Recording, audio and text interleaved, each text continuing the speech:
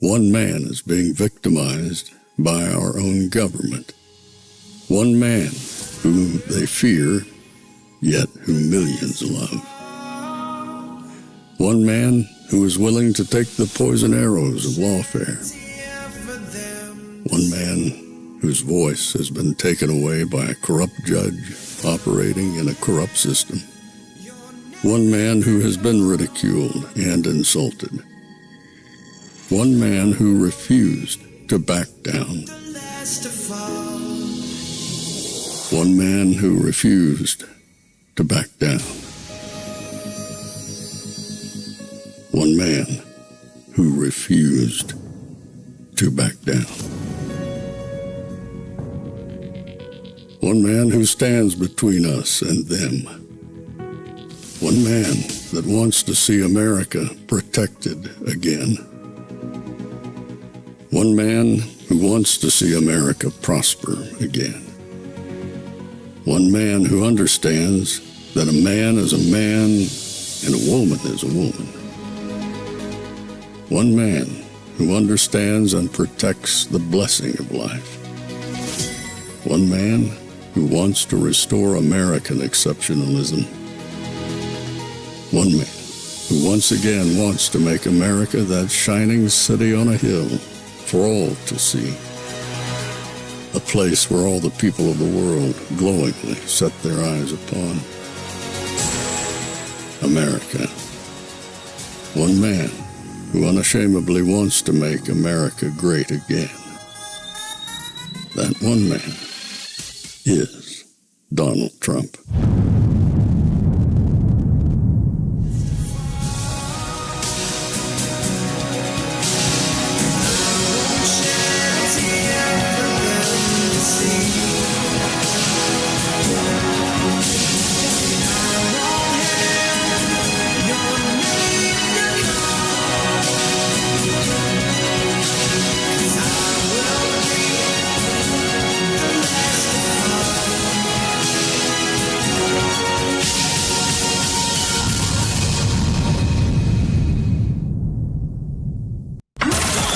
This is Fanfare with Barry Cunningham.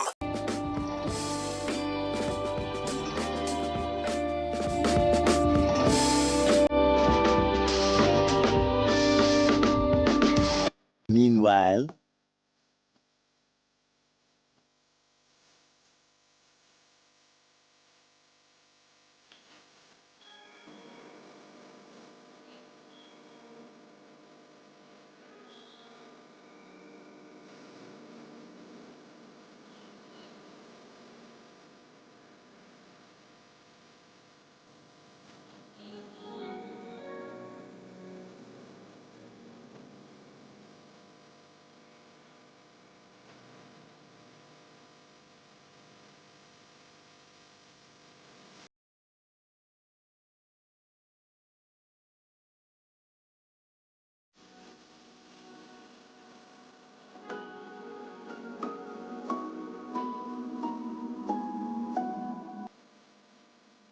First Lady Melania Trump revealing this year's White House Christmas decorations this very morning with the theme "Home is where the heart is."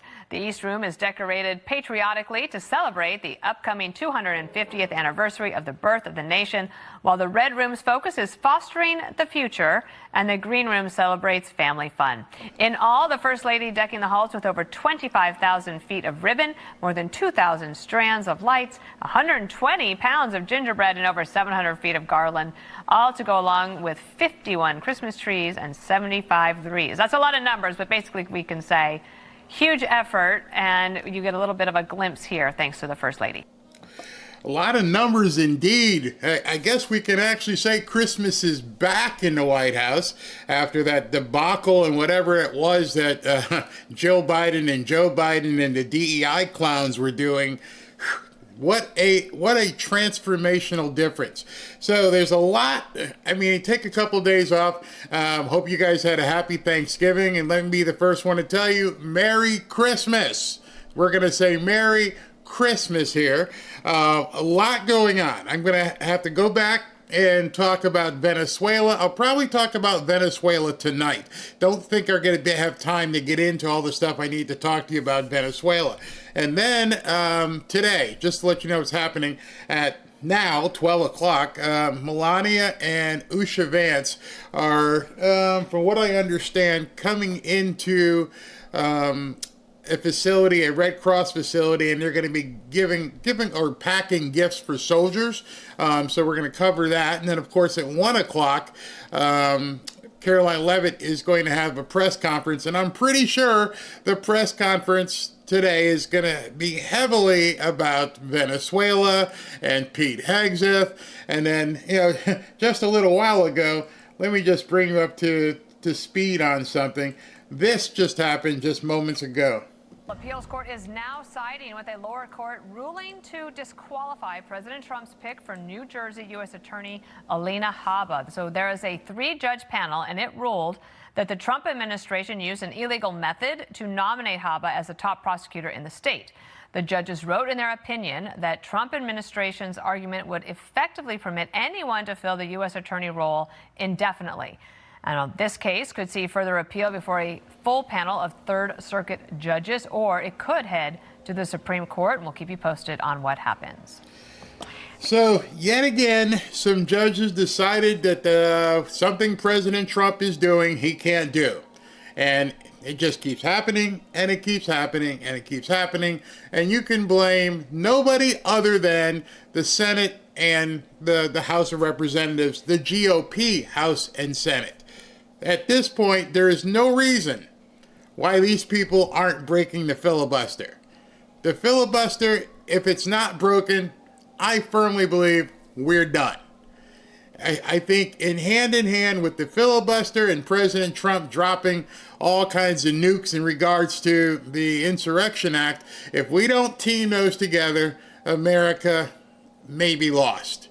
And I'm hoping that that's where we go, because you can see lining up against us at this point, the Democrats are going to do everything and literally anything in their power to stop President Trump and to destroy America. In fact, there are some people out there in Congress who are actually sounding the alarm about what's happening. This is very scary that it's happening on United States soil. We're going to get into this tonight as well. But listen to this. We'll point out, though, Harris, one of the crazy things that happened over the weekend, the Democrats, elected Democrats, not some online troll, elected Democrats have been saying it's okay to disobey orders. That's the first step. But what we saw happen this weekend through some of those same elected officials was to say basically to military men and women, look out, you might get prosecuted. This is not the language of we'll beat them in the next election or we'll win the argument. This is the language of a color revolution where you're calling on military men and women to disobey orders, and you put that on top of the firebombing of Tesla dealerships, the riots you see in the streets, the prosecution of a political opponent. The Democrats have completely lost the plot here, and the American people, I think, see that. But it's a very dangerous road to go down here to say you should be disobeying orders because we don't like Trump. And that's exactly what they're doing. It's completely looking to throw America in chaos. We can't accept it as a people. Just can't. And that's Eric Schmidt. I believe he's from Missouri. They've got to nuke the filibuster. There is no other option. There is no other way we're going to get through this. They are going to slow down. They're going to try and stop Trump at every turn. More and more corruption is being exposed on a almost hourly basis.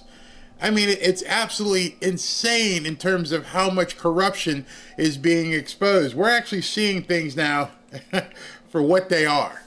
And we're going to go into that in depth tonight once these two events are over, and we'll talk. So today is Monday, December 1st. I told you I would have the new studio up and running, but it's not done yet. We're still tinkering. And as soon as that's done, which it will be tomorrow for tomorrow's show, just to let you guys know, every single day, Monday through Friday, I am going to be going live at 12 o'clock. 12 o'clock to probably 3. 12 to 3, 12 to 2:30, whatever. But 12 o'clock every single day, you can look for a show. And of course, Saturday and Sundays, just for the Christmas season, I'm going to take Saturday and Sundays off unless something big happens. And then once January comes, I'll basically be doing Monday through Friday, 12 to 3, second show at night. And then on Saturday and Sundays, one show on Saturday and one show on Sunday after the first of the year. But it looked like everybody realized Barry was taking the days off over the weekend and the holiday. So that thank you very much for not coming at me saying, where's Barry? But that's where I was. My wife and I went down to see the Dolphins eke out one yesterday afternoon. It was crazy, absolutely crazy. They're playing one of the worst teams in the league, and they basically just snuck by. But we'll take it. It's a win. And then, of course, Notre Dame won big. So it was a great weekend for me. I hope you guys had a great weekend. So while we're waiting for Melania and Usha to come to this Red Cross facility, let me just keep going with some things that President Trump has been saying, because I think to bring you up to speed on what we're going to talk about tonight, I need to bring you back over the last couple days, because this is what's been going on. President Trump posted this. And it says, there are laws that impact our nation, and here's your homework. Go read Title 18, Chapter 115, Section 2387. Whoever with the intent to interfere, impair, influence the loyalty, morale, or discipline of the military and naval forces is to be fined or imprisoned up to 10 years. Commander Kirk Lippold, U.S. Navy retired. This is right on point. Do what has to be done. So a lot of people have been watching what the media and the Democrats have been saying, and now there's an actual citation that you can look at, and you will see, as it says here, whoever with the intent to interfere, impair, influence the loyalty of, morale, or discipline of the military, blah, blah, blah, you can read the rest of it, can be fined or imprisoned up to 10 years, a federal crime. They are doing everything, and it's bothering them to no end that it doesn't seem to be having an effect on Trump or the people surrounding President Trump. Just so you know, this is coming up tonight. Obviously, this will be private. They won't be publicizing this, but tonight, President Trump is hosting the Venezuela War Room in the Oval Office. Trump is convening his inner circle in the Oval Office tonight, and Venezuela is the main course on the menu. Defense Secretary Pete Hegseth, who they're trying to destroy. General Dan Raisin Kane, Secretary of State Marco Rubio, Susie Wiles, and Stephen Miller are all expected to be in the room where the pressure gets turned up. So far, the strategy includes strikes on alleged drug vessels, a military buildup in the Caribbean, and a vaguely threatening tweet warning pilots and criminal networks to avoid Venezuelan airspace. The meeting's agenda is tighter sanctions, expanded surveillance, and something called, quote, non-traditional enforcement tools. I would love to know more about that, which sounds like a euphemism looking for a headline. The White House insists it's about restoring order, and that's from a CNN source. And so what Pete Hegseth has been doing is swinging back on these people as they're complaining about, the drug boats being blown up. And then he dropped a meme which is freaking everybody out on the left. Oh my God, I can't believe he's killing drug people. He's killing terrorists. Oh no. And just put the cartoon back up. I can't. It's just put the cartoon sickening. back up. I mean, this comes foolish. From the Secretary of Defense at a time when subordinates, based on reportedly his orders. All right, so what you just heard there, besides Mika feigning, oh my God, I can't believe it's so bad. What you just heard is the embodiment of what's called the wrap-up smear. The wrap-up smear, as Nancy Pelosi eloquently described, is when a unknown source feeds an article into the media.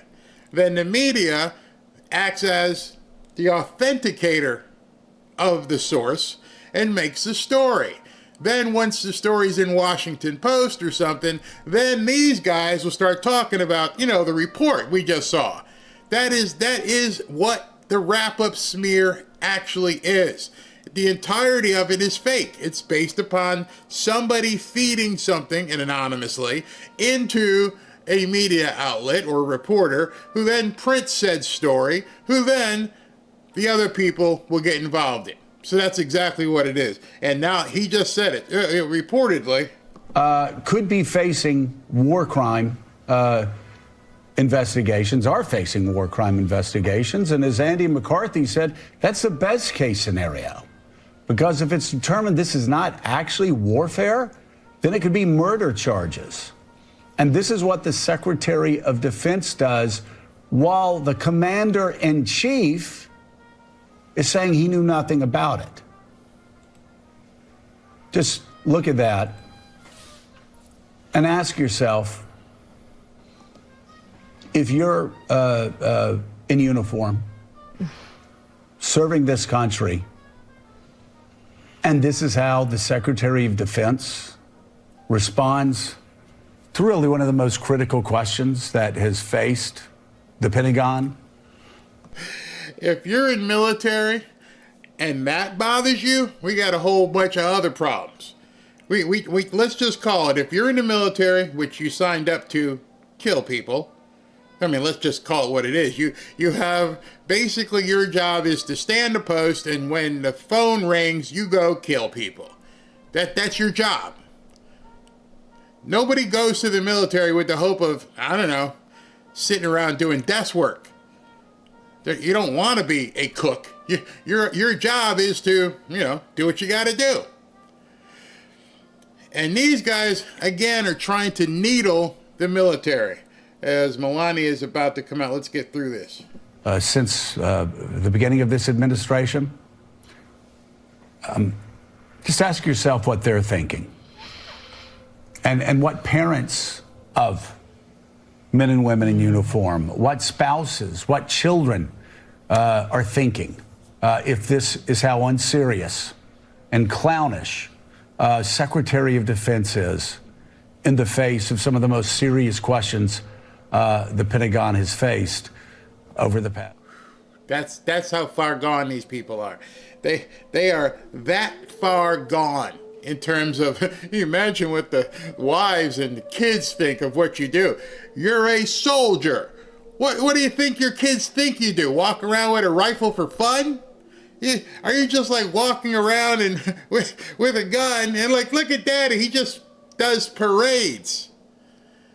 No, your kids won't know what you do because you're not going to be telling your kids, hey, we're airdropping into some village and, doing what we got to do.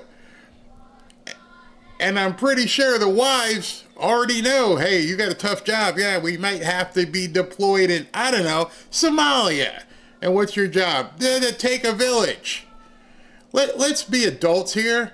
Let's not pretend and wrap ourselves in virtue as to what war is like. What kind of offensive happens when the military is activated? Do you think they're like just waving at people and dropping water balloons? Don't we all know that this is what we do? And don't we all want to be able to sleep at night going, they're taking things away that could harm us. So the color revolution, as Eric Schmidt was reporting on and talking about, is exactly what's happening. They're trying to weaken us at the knees. They're trying to make us feel as though defense is bad. They're trying to make us feel as though these poor, unassuming narco-terrorists don't deserve to meet their demise with a war defense secretary who's enjoying it. Don't buy it. Please don't buy it, because if you knew someone who has died from fentanyl poisoning or OD'd on cocaine or heroin or anything else, or you took a drive down through Kensington and Philadelphia and saw the standing zombies. Notice they don't show that on MSNBC. They don't show you the people just their bodies are fighting them, falling over. They won't show you that. They won't show you the hospital rooms. They won't show you the first responders giving people Narcan. They won't show people pulling a sheet over somebody. They won't show that. But they're upset because these narco-terrorists are being blown up. And our Secretary of War seemingly enjoys it. I can bet you $1 to donut, if you had somebody who succumbed or got addicted to some of these drugs that are coming into our country, you would be like, can I ride along one time and hit the button? That you just let me hit the button. There's no way Americans are just okay with these narcotics flowing across our border. It's an absolute absurdity. And everything they're doing is trying to sow division in the country and try to make us look like we're, us people here in the media, we love the bad guys. We're fans of the bad guys. All right, so they're getting ready to start the programming. Let's go ahead and cut to that real quick. I think they're going to introduce her. I'm also a U.S. Marine combat veteran and Gold Star father. On behalf of the Red Cross, I want to welcome each of you and express our sincere and profound gratitude to all the volunteers that are here today and to all our Red Cross volunteers around the globe taking care of our troops and their family. I want to also extend our deep appreciation to First Lady Melania Trump and Second Lady Usha Vance for their leadership in bringing this event to fruition.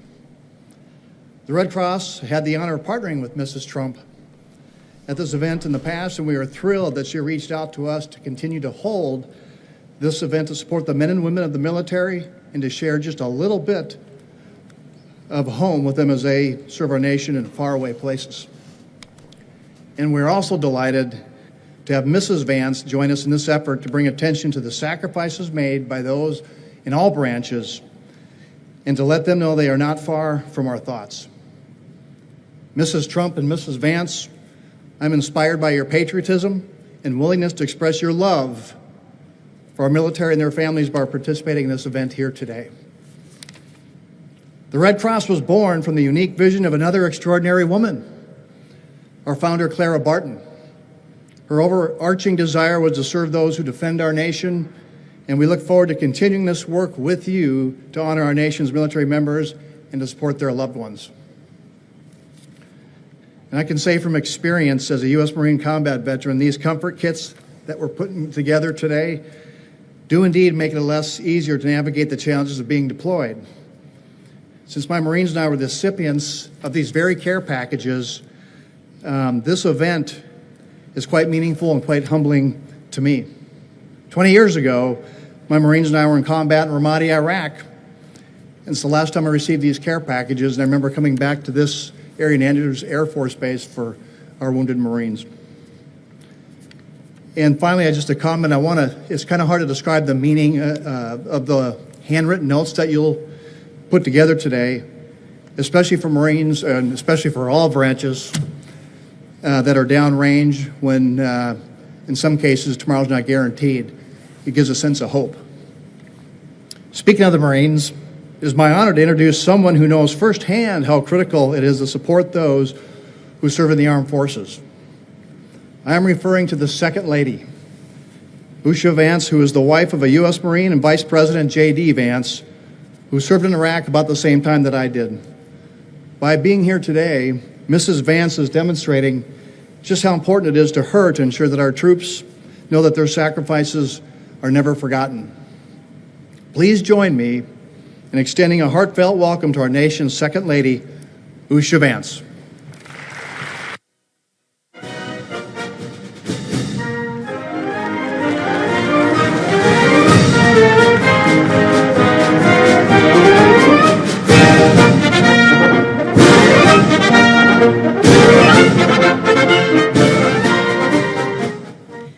Everyone. It's truly special to be here today, and I want to extend my thanks to Dr. Jordan for bringing us together today for this event that I'm so excited for, and for everything that you do for the Red Cross. And I hear that there is a retirement just a couple couple weeks down the line for Dr. Jordan. So can we all offer him a round of applause for 13 years?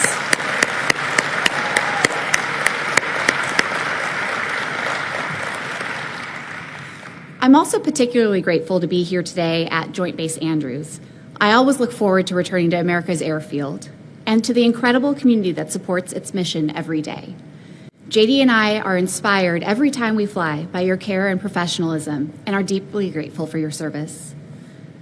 The care packages that we're assembling today are part of a proud and enduring tradition. The Red Cross began distributing these packages during World War I and has continued that work ever since. Each year, more than 220,000 active duty and veteran families also receive Red Cross assistance wherever they are, whenever they need it. It's an honor to contribute to that legacy of service today. As we enter the holiday season, may we be reminded of our shared responsibility for our communities, our neighbors, and our nation. And may we continue to lift up those who serve and sacrifice for our country. Today's event would not be possible without our remarkable First Lady. She has shown a deep and enduring commitment to the well-being of children and families, especially within our military. Her efforts bring hope and support to countless households, and her example inspires all of us to serve our communities with care and compassion. It is a privilege to stand here with her today. Please join me in welcoming our First Lady, Mrs. Melania Trump.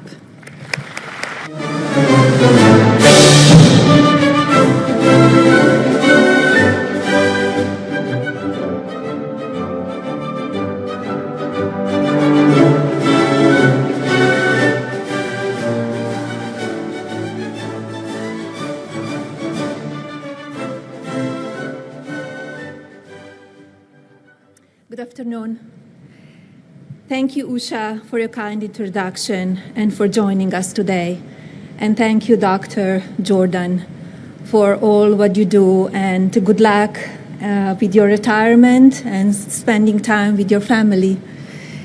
It is wonderful to be here at Joint Base Andrews. It is an honor to begin this holiday season with all of you. 12 days ago, I visited MCAS, New River, and Camp Lejeune to spend time with our brave Marines, military, connected students, and their families. I wanted to thank the team here at St. Andrews for supporting that important visit. Today, we are surrounded by people whose strength is often quiet, but always powerful. We speak regularly of the bravery of our service members, and we should. But we must also illuminate the bravery of those who walk beside them, the spouses who carry the weight of family life on top of their own dreams. Your lives require a resilience that few outside the military can understand. Moves that make you to take across the country and around the world. Holidays spent with an empty chair at the table. Milestones celebrated over screen because the person you love is thousands of miles away. And yet, through every transition, every deployment, every homecoming, you continue to show grace, determination, and unbreakable spirit. You keep life steady for your children. You manage homes, careers, finances, and schedules, all while giving comfort to your family. You carry this extra responsibility because you love someone who has sworn to serve. Today, we are here with the American Red Cross, which has stood beside military families for generations. The Red Cross supports our service members, veterans, caregivers, and survivors across the globe. We are grateful for all they do to support and strengthen our military families. As we celebrate this season of hope, I encourage everyone to also take care of yourselves. Your well-being is vital, not just for your families, but for your own future. Your journey matters, your voice matters, and your strength continue to inspire us all. Every package built here today is built with American values. Each represents liberty, love, community, and honor. Each is delivered with heart and love, the foundation of our great nation. May this Christmas bring peace to your homes, safety to those who are deployed, and gratitude in the hearts of every American who thanks you for your service and sacrifice. Merry Christmas. All right, so let's go ahead and jump into some news because I wanted to feel good stuff because the rest of the stuff that you're probably going to hear for the next hour, hour and a half is going to be pretty bad. It's going to be dirty. It's going to be kind of stuff that you probably don't want to hear, but we have to hear because it's disgusting what the Democrats are doing. And some of you probably have heard, some of you probably haven't, but it's bad. So before I get into that, let me let you know that, did you know that United States life expectancy peaked at 78 in 2014? And global life expectancy is declining for the first time in 30 years because people are aging faster than ever before. This is due to more toxins in their bloodstream. And what you probably don't know is they're also everywhere, these toxins, external factors that are new to us. What most people don't know is that we can actually fight aging on a real cellular level. But you really got to, work on it and make sure that your diet, what did I get in my shoe? Your diet is up to par and able to take care of everything. Want to show you because it also affects your aging as well. With kimchi, you could actually help do something about it because of what it can do and anti-aging effects. Scientists discovered that kimchi actually slows the aging process of human cells, helping them protect and delay aging at a cellular level. The power of nature can outweigh the power of pharmaceuticals. Nobody wants to be on medicines the rest of their life. And you can do this with kimchi without the nasty side effects. Now you can get all the benefits of kimchi in a simple capsule with Kimchi 1. Each capsule delivers over 900 probiotic strains, plus antioxidants and enzymes that support your digestion, your metabolism, and your skin health from the inside out. As we age, we become more susceptible to microbial threats, and Kimchi 1 is a natural antimicrobial, helping your body fight off harmful bacteria, viruses, and even toxins while boosting immunity and energy. Best of all, Kimchi 1 is 100% made in the United States. All natural and non-GMO. It supports your gut, it protects your cells, and you feel younger every single day. I can attest to that. So with Kimchi 1, you get all of that. You can order yours today by going to mybrightcore.com/Barry. You can get an exclusive offer by clicking the link in the description and just using the code Barry for 25% off. Or even better deal is if you call my friends at Brightcore, give them a call. You can get up to 50% off your order and free shipping. Give them a call now at 888-418-6738. All right, so let me cover a couple things with you before we get to the press conference. I just love Melania and Usha are sitting at, I got to show it to you. They're sitting at a table addressing Christmas cards to the soldiers. I know a lot of people want to jump to the news, but that's just so heartwarming just watching them do that. But I realize it can get boring. So before I get in too deep, I showed you a law that President Trump posted the other day. He also posted this one for the traitors. The Immigration and Nationality Act of Section 212, Paragraph F. Whenever the president finds that the entry of any aliens, the actual word of the law, none of this DEI stuff. So I'm reading the actual law. Of any class of aliens into the United States would be detrimental to the interests of the United States, he may, by proclamation, by the way, A lot of these people keep saying he didn't make a proclamation for this and he didn't make a proclamation for that. That's hogwash. Basically, by posting something, he's making a proclamation. There is no legal definition of what a proclamation is. You know, the word proclaim just means to speak it, just to put it out there, which he's doing. For such period as he shall deem necessary, suspend the entry of all aliens or any class of aliens as immigrants or non-immigrants, or impose on the entry of aliens any restrictions he may deem to be appropriate. Not Congress, not a judge. The sole discretion of this entire law, which is, again, Immigration and Nationality Act of Section 212F, is the president. There is no place to sue here. There's no place you can go and say he can't do this. Well, actually there is, because what you're doing is using these judges to try and usurp him. And then when you find out that he's not listening to these judges, then they run to television and complain because he's not doing what the judge said, even though the judge didn't listen to the law. Kristi Noem was on television this weekend, and Kristen Welker from NBC was trying to give it another gotcha. Are you going to follow the judge's order? She said no. No.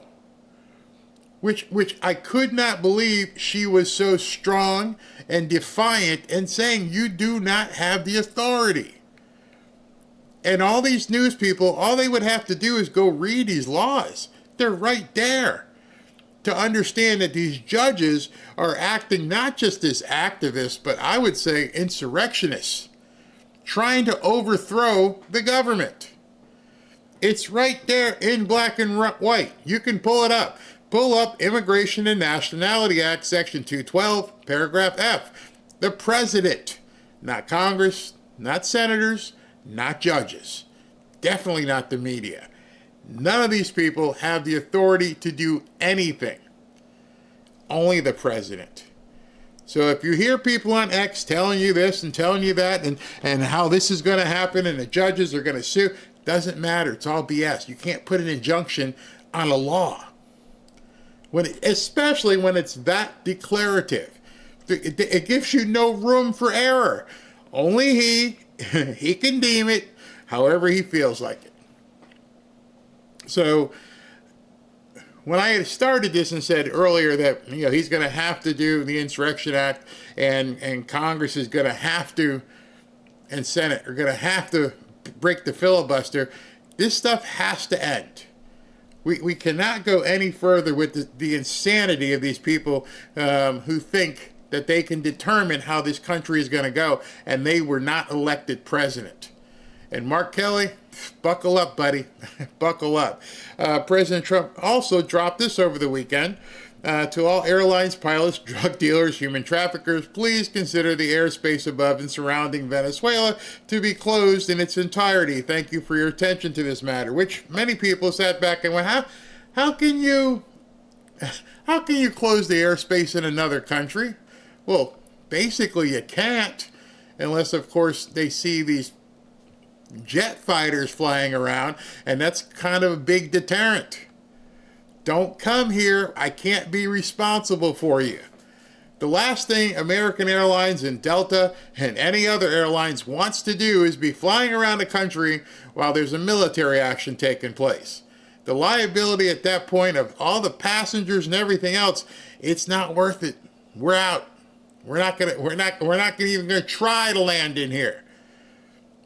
And so that, with what I showed you earlier, with the big meeting tonight, all this stuff combined tells the world, get on notice. This is not going to end well for Venezuela. What else did President Trump, as you guys all know, you knew about this one as well on Saturday, when President Trump said any document signed by Sleepy Joe Biden with the auto pen, which was approximately 92% of them, is hereby terminated and has no force or effect.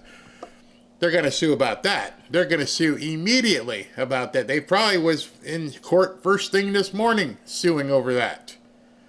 But there were people actually in our chat who were saying we'd like to see something happen and not realizing it just did.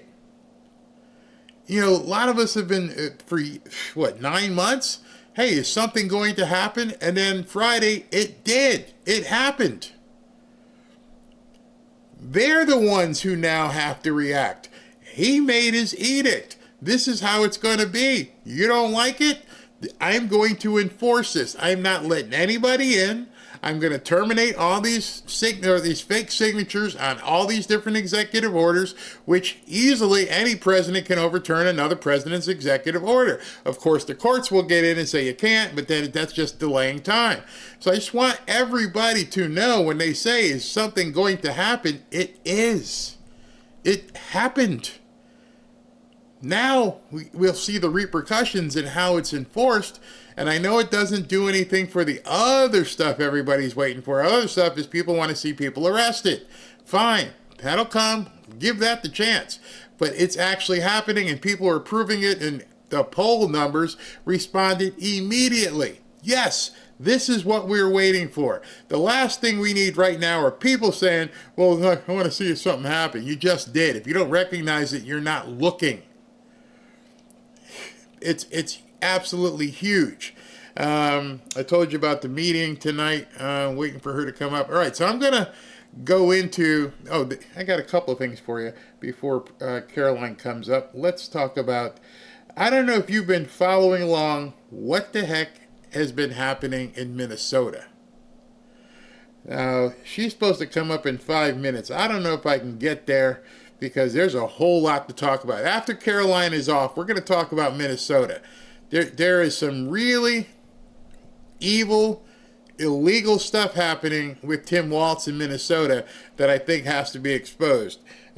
Meanwhile, I can tell you the national average of gas has fallen below $3, lowest level since 2021. A few dozen gas stations are already offering gas under $2 per gallon, and we could see that number grow as we move further into the holiday season.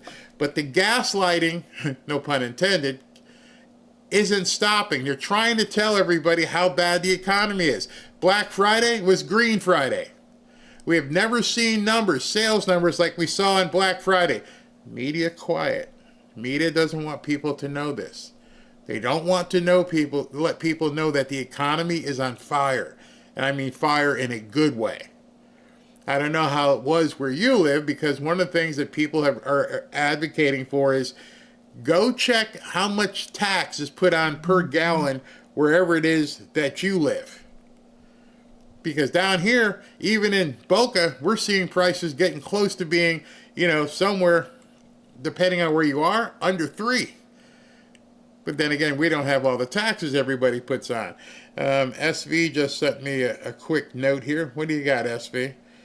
By the way, if I can convince him, he might be on camera real soon with the breaking news, where I can hit a button and he can got some breaking news. What is this? Let me go to this. Breaking from the West Virginia governor, massive update on hero Andrew Diner, the other guy who got shot. Andrew just responded to nurses. He gave a thumbs up and he wiggled his toes when asked if he could hear by a nurse. God bless.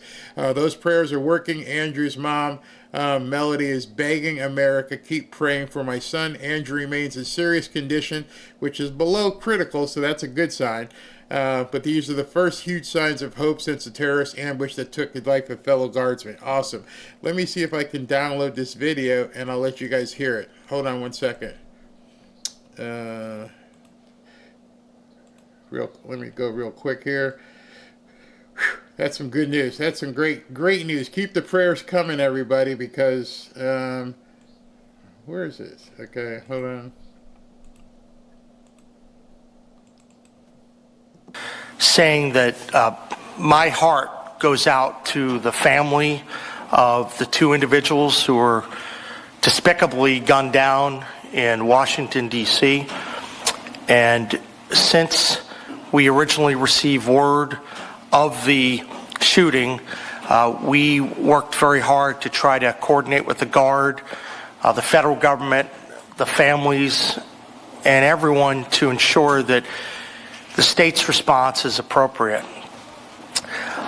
I want to update people. First, there'll be a lot of questions about the condition. I want to say I'm not the doctor. I'm not going to try to pretend to be so. What I will say is that Andrew remains in serious condition. We did have some positive news that we were told that Andrew was asked if he could hear the nurse who asked the question to give a thumbs up, and he did respond. And we were told that he also wiggled his toes. So we take that as a positive sign.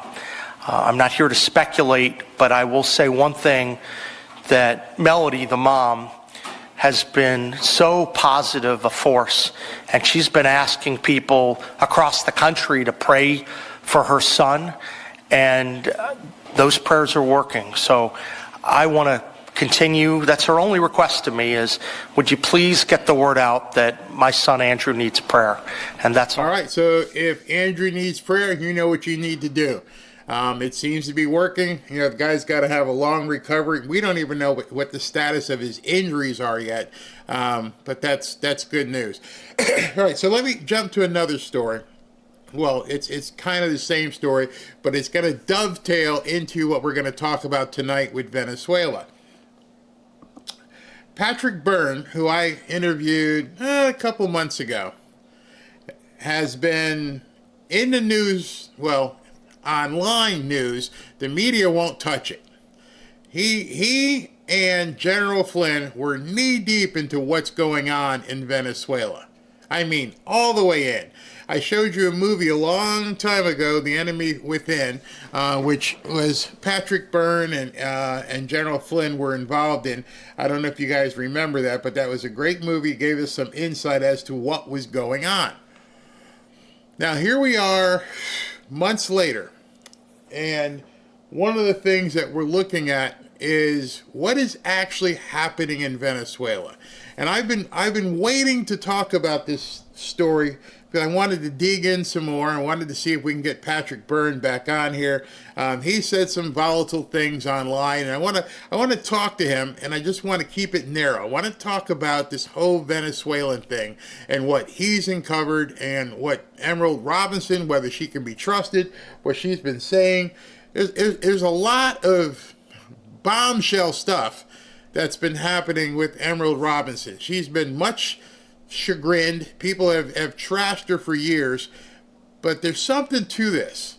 And today, with what happened with Alina Habba, Patrick Byrne posted this. He says, Trump, sign whatever you have to sign to move this whole ball of wax into the jurisdiction of the military and military courts. And he's referring to Alina Habba being struck down as a U.S. attorney. And what he's saying, the whole ball of wax is everything that's going on right now. He's talking about the color revolution. He's talking about Venezuela. He's talking about all this stuff. We're going to have to move it from the court system. The court system is not going to allow us, not going to allow him to do what he needs to do. Congress, the Senate, they're not budging. You're going to have to move the whole ball of wax, as he says, into the realm of military tribunals. Perhaps that's one of the things they're going to discuss tonight in the Oval Office, is how they're going to go about doing these things. I think every single one of you who have been watching me or anybody else realizes what we're up against is something that we're not prepared for as a country. We weren't prepared for them to bring in 20 million people unvetted.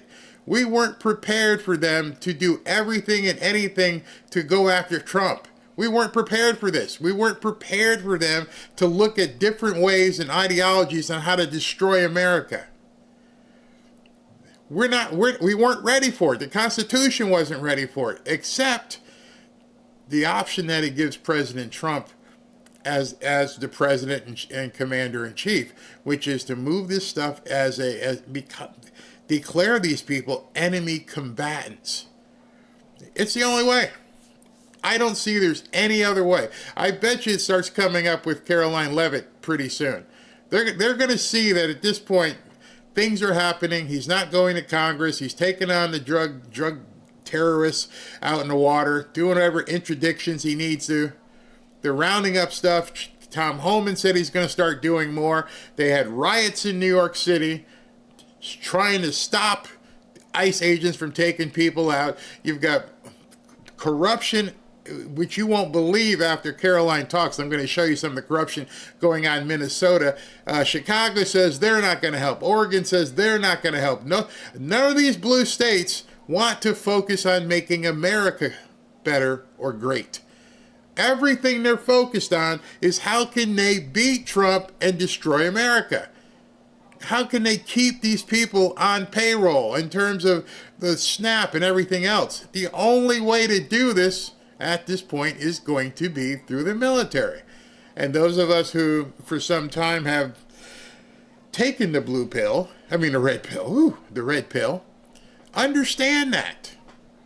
If you don't understand it, think about how you think it's going to work. It's not going to work by hoping that they pass a law. Hoping a judge will see what's going on. It's not going to happen. We got to click our heels together 3 times and tell, like Dorothy did, and absolutely understand we are at the precipice. You got pollsters saying it's over and there's no way we can win. Watch what happens in Tennessee. That election, I believe, is tomorrow. Watch what happens there.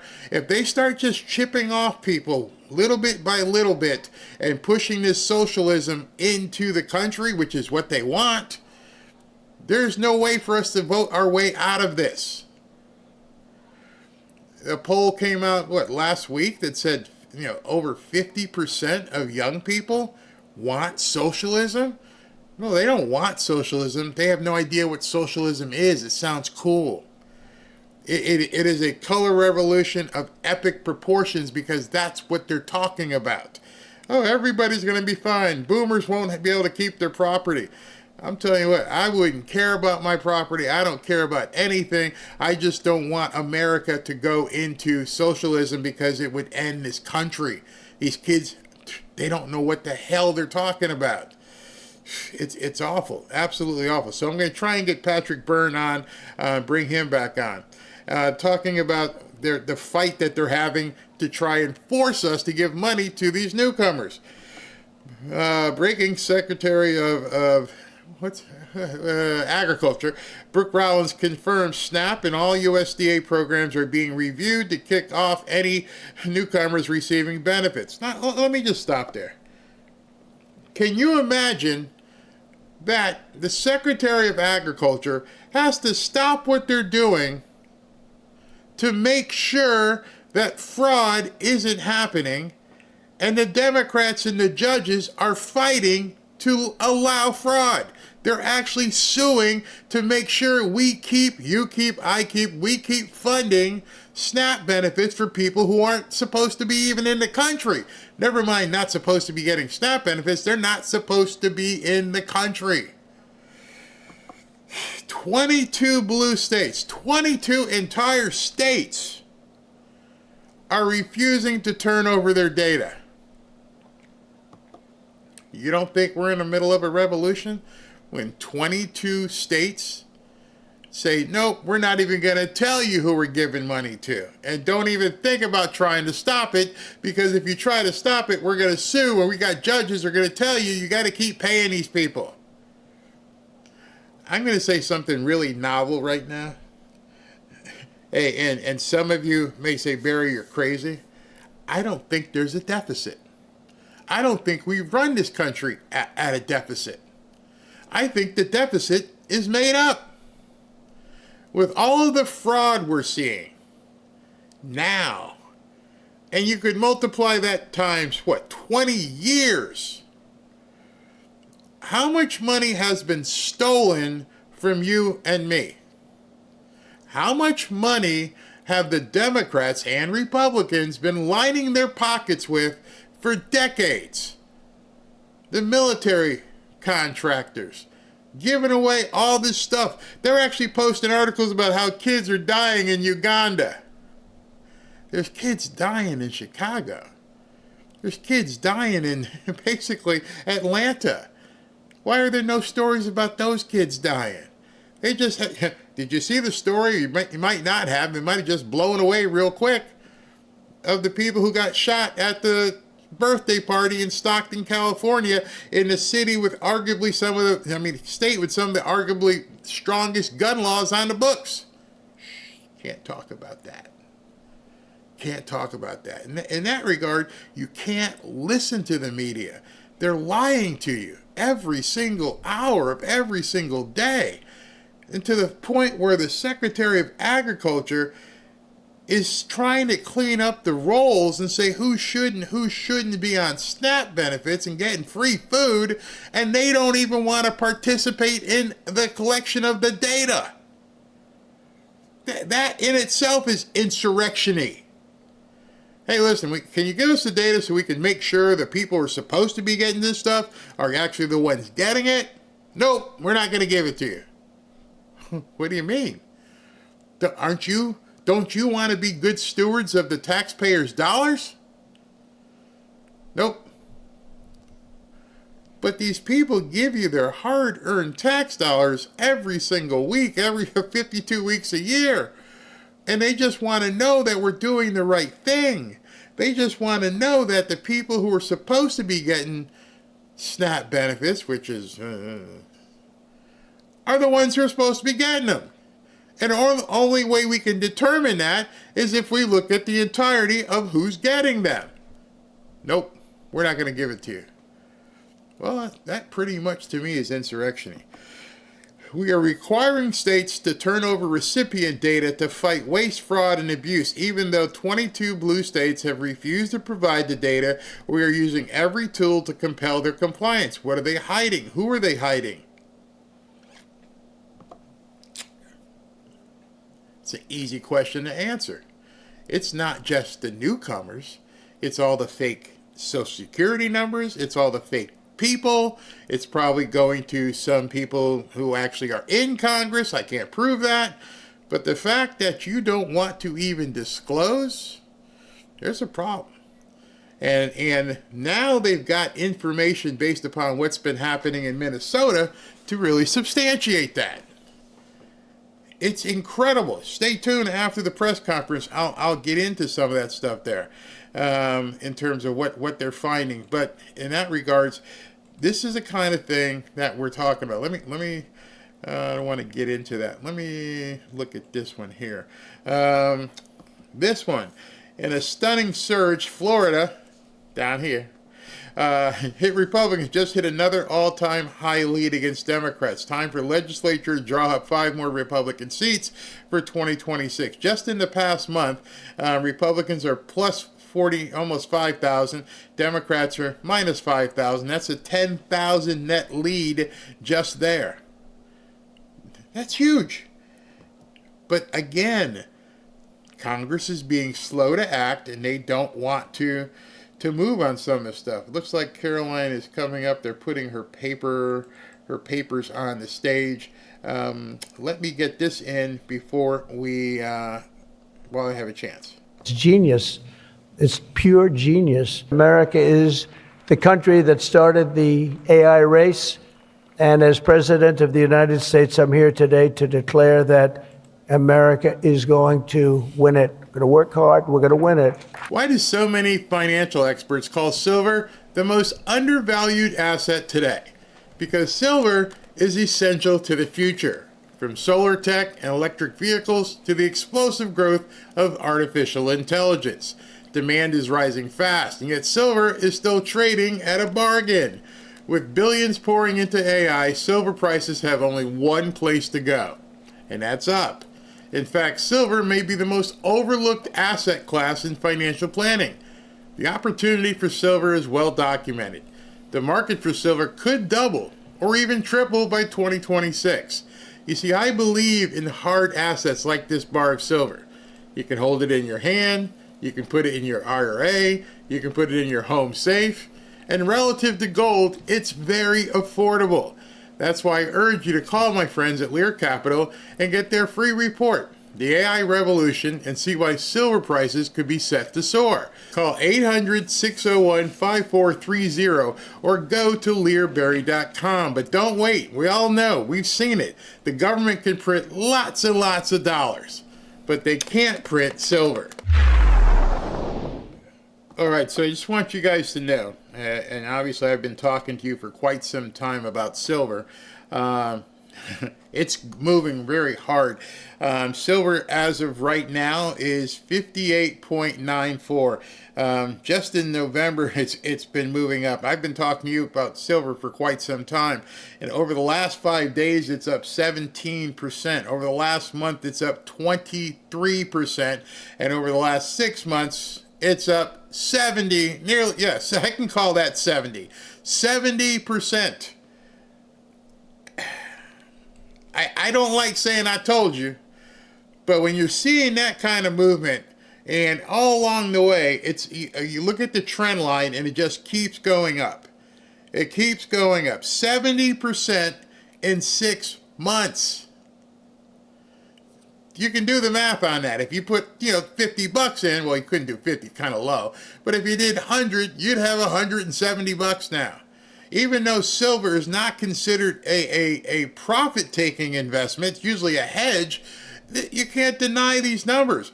We've been on air for quite some time, and over the last year, look at that, doubled.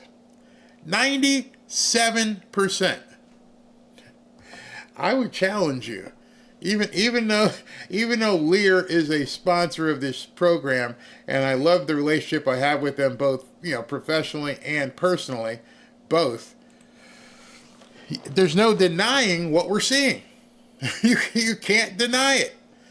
Almost 100% in a year. So I can't even imagine where it'll be a year from now, and that's going to be completely awesome. And so again, it's not the kind of investment you would normally take for something that's a heavy metal, where you can actually hold it in your hand. But when I had Kevin Demerit on the show quite a few times, we were talking about silver back when it was 28 and 29. And we were talking, hey guys, buy some silver. Here's what's going to happen. And he had his projections, and I was even a little bit doubtful. I'm like, where are you thinking this can go? Do you think it's got the kind of legs where it can keep going? And so many people I've talked to, including people close to me, and I've said, get some, be ready, because you don't know where it's going to go. And right now, it's looking absolutely crazy. Let me look at gold while we're waiting for Karoline to come up. She hasn't come up. Gold is steady. Over the last 5 days, up 5%. Over the last month, over the last month, it's up 6.39. Over the last 6 months, 25% in 6 months. You're not getting these from stocks. And over the last year, year to date, over 60%. So do what you got to do. But I would implore you, not because of me, but because of, you can see the historical reference of the chart and just see it. But, whatever you can do on your own. I'm going to have Kevin back on and let me know how long is this run you guys, foresee it happening. And it's one of those, just like with real estate, it's supply and demand. There's only so much silver to go around. They're not making any more silver. And I'll just leave it at that. A lot of people not going to push you. Do what you need to do. But it's crazy. Absolutely crazy. What? Steve says I've purchased 20 pounds in the last 4 years. Oh my God. Steve, you need to come down here and take us all out to dinner. I can't even imagine what you're paying 4 years ago. That's wild. Lear doesn't offer the price they did before. They are now saying on their web you have to pay $1,000 for silver. It was $30. What happened? I just showed you what happened. $30. I just showed you that the price right now is $60 or close to $60 an ounce. Again, supply and demand. If you're saying the minimum buy is $1,000 now on the website, well, that's based upon demand. I have collected silver over the years, but no gold except for jewelry. Let's see here. They are saying only 4 minutes left in reserve for physical silver. Everyone hold paper. Everyone who holds paper are saying they want physical. Yeah. I don't want paper. I want gold and silver. I mean, just, while I've been talking to you guys, I've had this one here just to show you the gold. I mean, I can't believe how much this thing is worth now. I'm like, really? Just that little coin? Man, that's worth something. Barry, thank you for all your hard work in this show, and thank you, Fanfare family. Thank you for watching. But let us not forget wealth that is in other precious metals such as brass, copper, lead today is coming, platinum, yeah, all kinds of different things. Let's see what else here we got here. It's going to be worth a whole lot more. It's supposed to go to 5. People are saying that, and it sounds so crazy that you're like, it can't. Can it really? Can it really do that? I don't know. I don't have a crystal ball, so I wouldn't tell you that. Yep, I'm going to tell you about Minnesota right after the press conference, a direct source of billions to terrorists. 47 has all the receipts. Yeah. You guys let me know if you think. I want to ask you, because he's become kind of volatile. I want you to tell me if you would you be okay with me bringing Patrick Byrne on the show, because I know he's been saying some crazy things out there, but he's also been right on a bunch of stuff. And I think I'll put up a poll while Karoline's talking whether we should bring Patrick back on the show. In any event, I'd only be able to talk to him on Rumble, because here they would immediately go ballistic and want to shut him down. I have rolled an old 401k into silver a year ago at 32. What? Crush, crush, crush. What is Trump waiting for? Let's take that for a second before Karoline walks in. What's he waiting for? Who says he's waiting? See, I'm gonna turn it around on you, Dean. What are you waiting for? Because for you saying what is Trump waiting for, you're implying that he's not doing anything. Well, I'm pretty sure he's doing stuff because we see it. So it's what are you waiting for? I think it's obvious what most people are waiting for, and it's not what his priority is. What you're waiting for more than likely is to, see somebody get hauled off in handcuffs. So let me ask you a question. Anybody who's in this realm of thought about what is Trump waiting for, nothing's happening, Pam Bondi's not doing anything. If Liz Cheney and Hunter and the people from the Biden administration, if they all got arrested, if every single one of those people got arrested, ask yourself this question. How is your life improved with any of those people being arrested? With James Comey being recharged, with Letitia James being recharged, with any of that happening, how is your life? Look in the mirror and say, how is your life improved? If he arrested Liz Cheney, doesn't matter to me. That's not really important to me. I'd like to see it happen, yeah.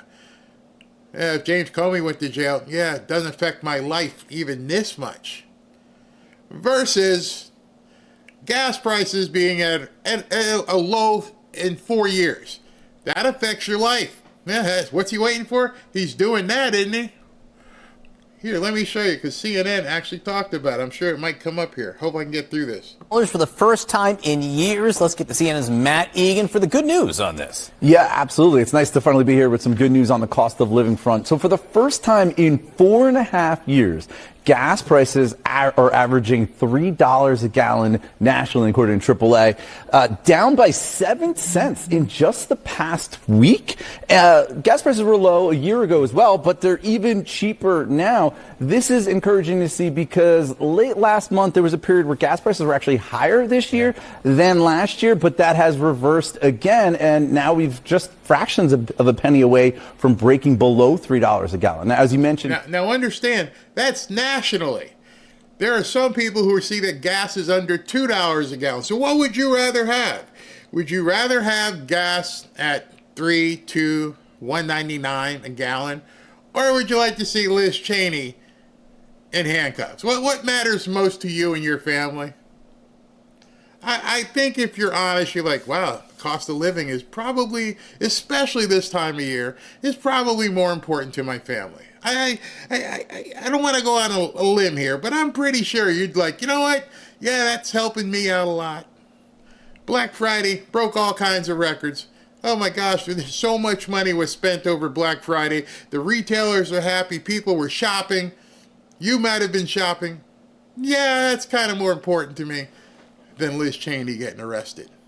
We've got 20 states across the country where the average is actually less than $2.75 a gallon, including North Carolina, South Carolina, Texas, Iowa, Wisconsin, and Colorado as well. Certainly nice to see this.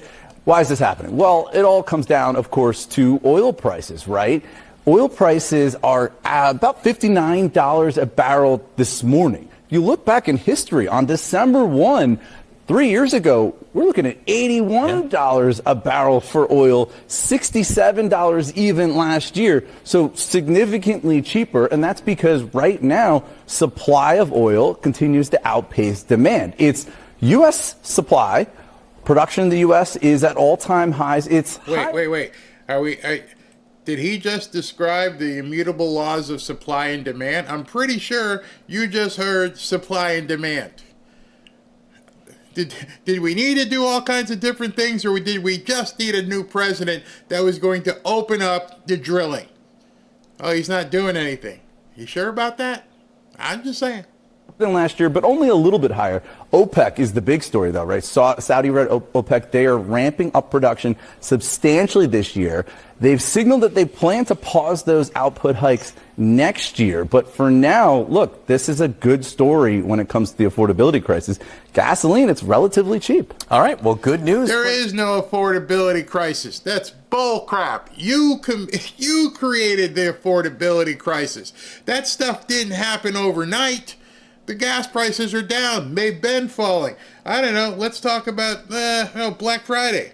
The fact is that we just had the best Black Friday that we've ever seen. Ever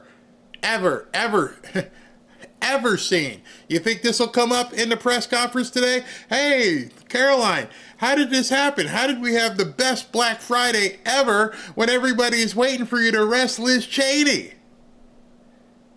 Did you watch football games this weekend? I was at one. I watched Texas play Texas A&M. I watched Notre Dame. Guess what?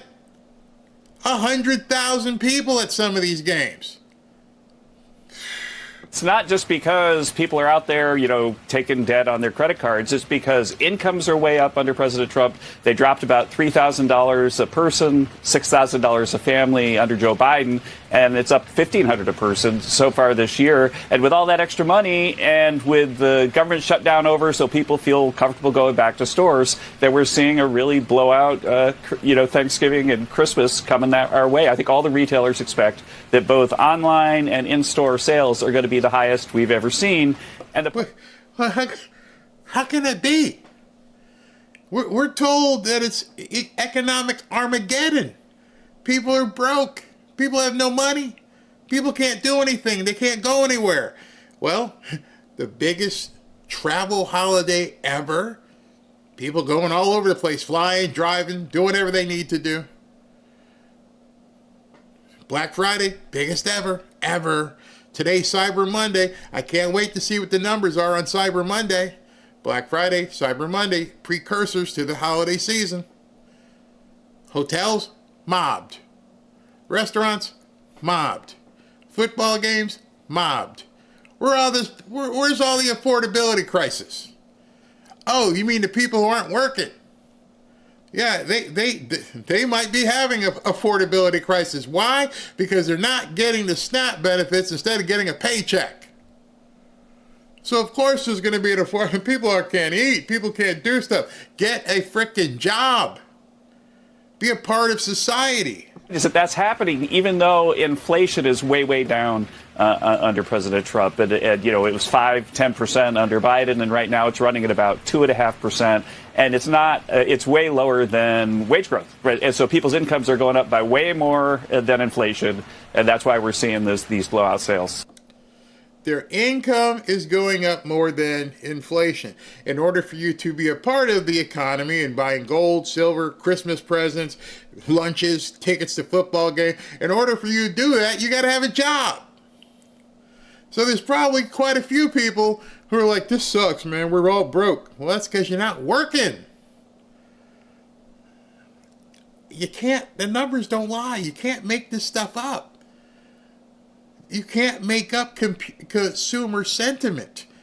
Oh, it sucks, but we had the biggest Black Friday ever. Oh, it sucks, but we had the biggest travel holiday ever. Oh, it sucks, but gas prices are below 3. But nothing's happening.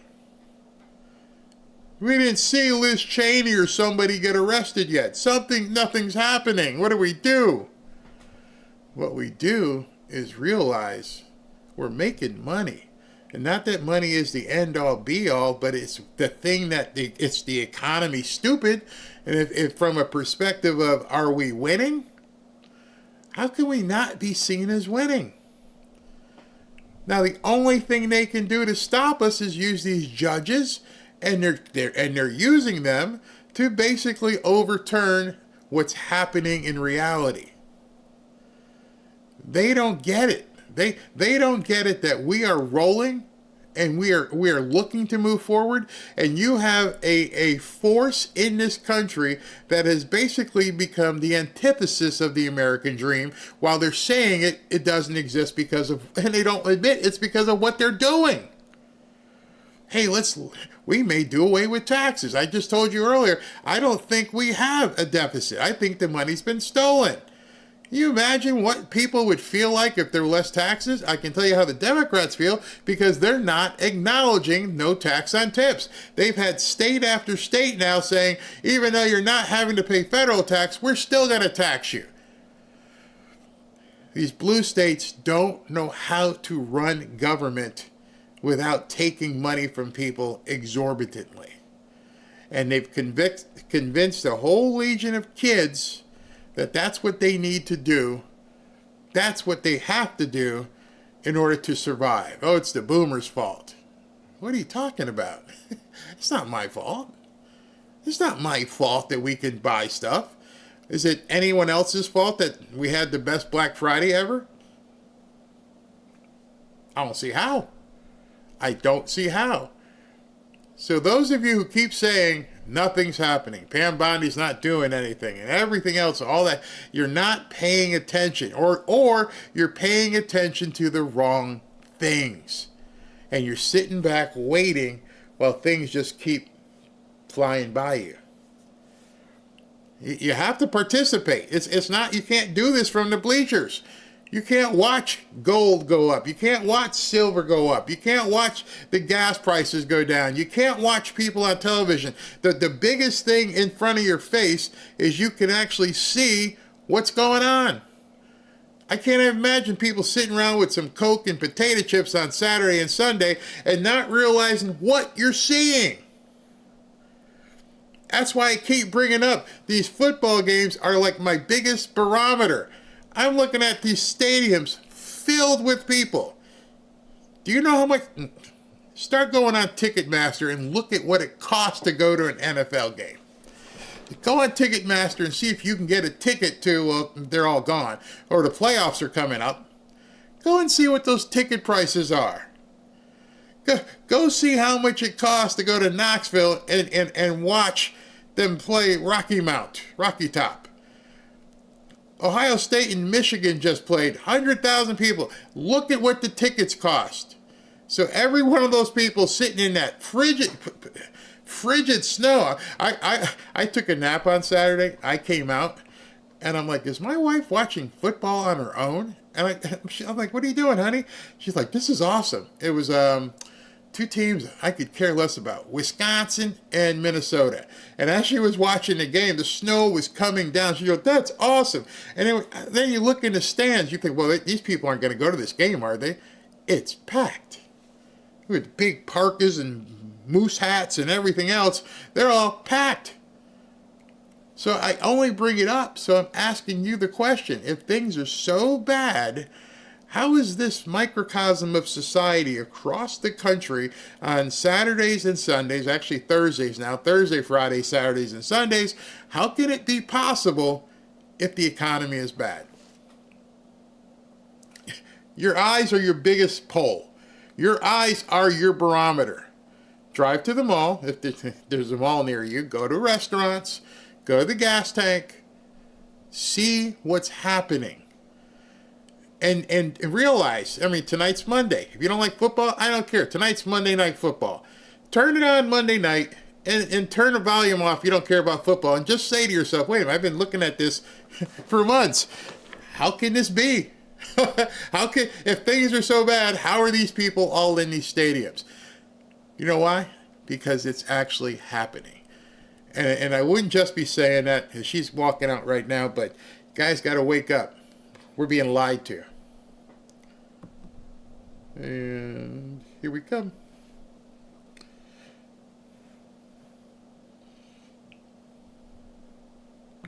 She's coming, I promise you. I just saw it on a different feed. This feed, just making sure. Let me check the feed, just to make sure. There she is. Good afternoon, everybody. I apologize for my tardiness. We had some technical difficulties, as you can see, but I think we are ready to rock. So let's get to it. I'll begin this week with some scheduling announcements for President Trump's very busy week ahead. Tomorrow, President Trump will host his 9th cabinet meeting of the year alongside his incredible cabinet, who continue to deliver for the American people at a record pace. Later in the afternoon tomorrow, the president will make an announcement in the Oval Office on his initiative to create Trump accounts to give the next generation of Americans a jump start on savings. It will be a very exciting announcement indeed, especially for all of the parents across the country with young children and babies. On Thursday, President Trump will host the presidents of the Republic of Rwanda and the Democratic Republic of Congo to sign the historic peace and economic agreement that he brokered. On Thursday night, the President and the First Lady will celebrate one of America's greatest traditions, the lighting of the national Christmas tree on the Ellipse. And on Friday, President Trump will attend the FIFA World Cup final draw at the Kennedy Center. You all will be seeing and hearing from the President every day this week, so you have me today, and then he will take on the rest of the week himself. Next, I would like to address the horrific tragedy that took place in our nation's capital that last week. A foreign terrorist that the Biden administration failed to properly vet ambushed 2 members of the West Virginia National Guard who were honorably serving here to keep the residents and visitors of Washington, D.C. safe. U.S. Air Force Staff Sergeant Andrew Wolf was severely wounded in the attack and remains hospitalized while he continues to fight for his life. Tragically, U.S. Army Specialist Sarah Beckstrom died of her wounds. She was just 20 years old. President Trump and the entire White House are praying for Andrew's full recovery at the request of his parents and their personal phone call with the president over the weekend. And we are keeping Sarah's family and friends in our prayers during this unimaginably difficult time. Sarah and Andrew represent the very best of America. 2 young patriots who were willing to put on the uniform and risk their lives in defense of their fellow Americans. Both of them truly embody the profound words spoken by Jesus Christ in the gospel. Greater love has no one than this, to lay down one's life for one's friends. Sarah and Andrew are heroes, and we will never forget their sacrifice. That means ensuring the monster responsible for this atrocity is prosecuted to the fullest extent of the law and faces the most severe punishment possible. It also means reckoning with why this atrocity was allowed to happen in the first place, so that it may never occur again. Here are the facts. The terrorist who gunned down American soldiers blocks away from the White House in an ambush was an Afghan national who was flown into our country by Joe Biden's administration in September 2021 in the chaotic wake of their botched withdrawal from Afghanistan. One of the most embarrassing moments in the history of our great country. Joe Biden's historic failure in Afghanistan continues to haunt this country and our men and women in uniform. Not only did this surrender lead to a suicide bombing that killed 13 American heroes in Kabul, but now National Guard troops were shot on U.S. soil by the same kind of enemy. We continue to live with the deadly consequences of Joe Biden's horrific leadership. Nearly 100,000 Afghans were recklessly released into the United States with little to no vetting. There was no regard for the disorder and violence that this would unleash on American communities and American culture. Reportedly, thousands of these strangers and unknown individuals were flagged to the Biden administration for national security, public safety, and fraud concerns. But the terrifying truth is that the Afghanistan debacle is just a small part of Democrats' complete and total betrayal of the American people during the Biden years. The tragedy that we just witnessed the day before Thanksgiving is a reminder that untold thousands of terrorists, gang members, and criminals were invited into our country and remain here to this very day. The border is now secure, thanks to President Trump, but the threat in our interior remains real and urgent.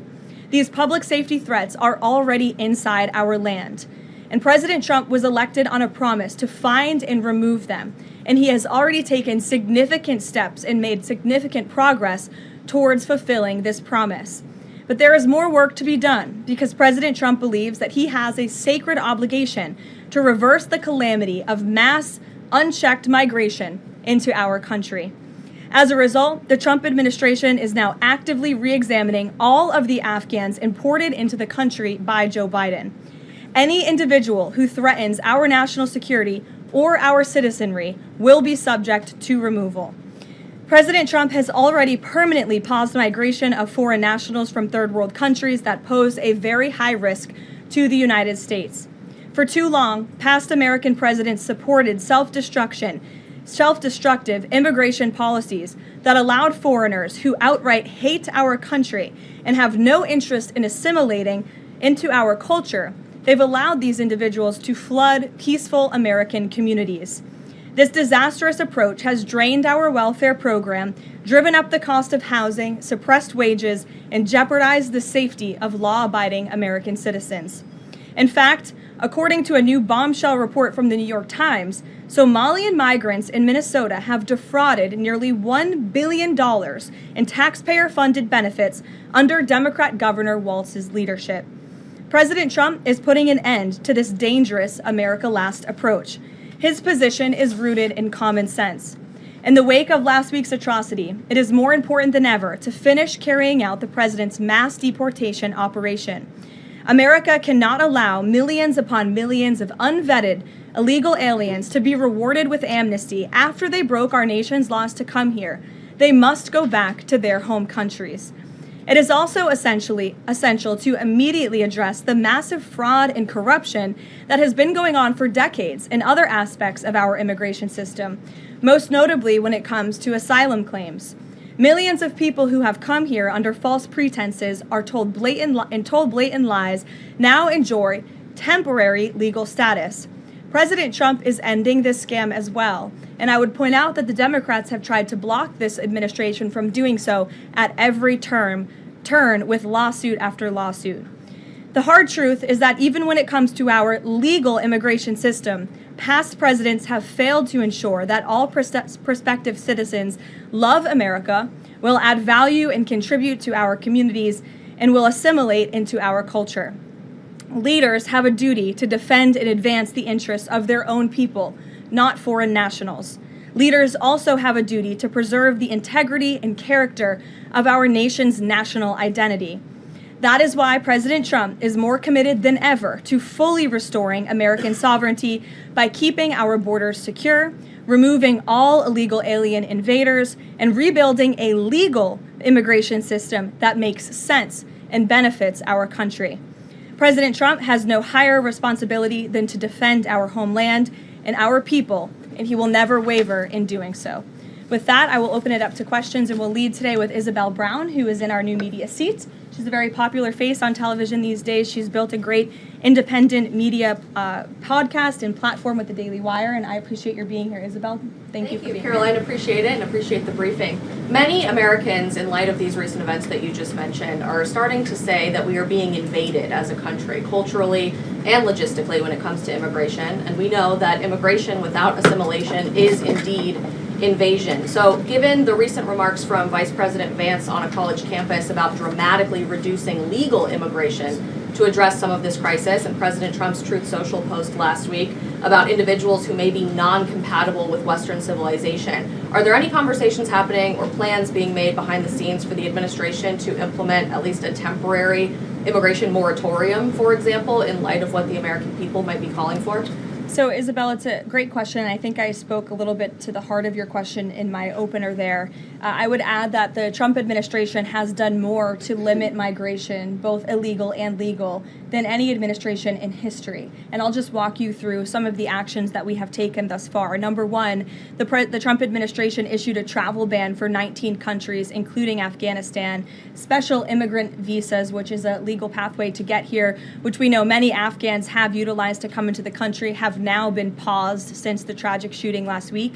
Refugee admissions were suspended for Afghans from this administration on day one, and refugee admissions into the country right now are essentially at zero, with the exception of Afrikaners fleeing persecution in South Africa. The State Department has also heightened their scrutiny and vetting of all visas and have revoked visas, as you know, for those who do not align with our country's national interests. The Secretary of State has the right to do that, and we've taken unprecedented action to do just that. We are also now pausing all asylum adjudications for additional vetting as well. And so additional actions I don't have to read out for you today, but I would just remark that the president has made tremendous progress on this front. And it's why it's so crucial that we not only secure the borders, which the president did in record time. We have zero illegal aliens entering into the country month after month, but we also are taking a look at those who are already in the interior of our country and removing them if they are here illegally, and also taking a look at these visas. Again, having a visa in the United States is not a right, it is a privilege. And the Secretary of State, if you are deemed contrary to our country's foreign national interests, has the right to revoke that privilege. Thank you. Gabe. Thank you, Caroline. Excuse me. Regarding Venezuela, the president said yesterday that Secretary Hegseth had denied that second strike, that reported second strike on an alleged drug vote on September 2nd. The secretary said to the president that didn't happen. But to clarify, I just wanted you to clear this up. In his social media post, Secretary Hegseth didn't go into details about that strike. He just said U.S. operations in the area were lawful, and he said that the story and media reports were fabricated. So to be clear, does the administration deny that second strike happened, or did it happen and the administration denies that Secretary Hegseth gave the order? The latter is true, Gabe, and I have a statement to read for you here. President Trump and Secretary Hegseth have made it clear that presidentially designated narco-terrorist groups are subject to lethal targeting in accordance with the laws of war. With respect to the strikes in question on September 2nd, Secretary Hegseth authorized Admiral Bradley to conduct these kinetic strikes. Admiral Bradley worked well within his authority and the law, directing the engagement to ensure the boat was destroyed and the threat to the United States of America was eliminated. And I would just add one more point to remind the American public why these lethal strikes are taking place. Because this administration has designated these narco-terrorists as foreign terrorist organizations. The president has a right to take them out if they are threatening the United States of America and if they are bringing illegal narcotics that are killing our citizens at a record rate, which is what they are doing. And under the previous administration, there was enough fentanyl trafficked into our country to kill every American man, woman, and child many times over. And so that's why you've seen a drastic difference in this administration's policy with respect to the last, and it's one of the many reasons the American public reelected this president and support this Secretary of War in conducting these strikes. So to be clear, to clarify, Admiral Bradley was the one who gave that order for a second strike. And he was well within his authority to do so. And a separate question, the president several days ago said it was his intention to pardon the former president of Honduras. who was a convicted drug trafficker. And yesterday on Air Force One, the president said that if someone sells drugs in that country, that doesn't mean you arrest the president and put him in jail for the rest of his life.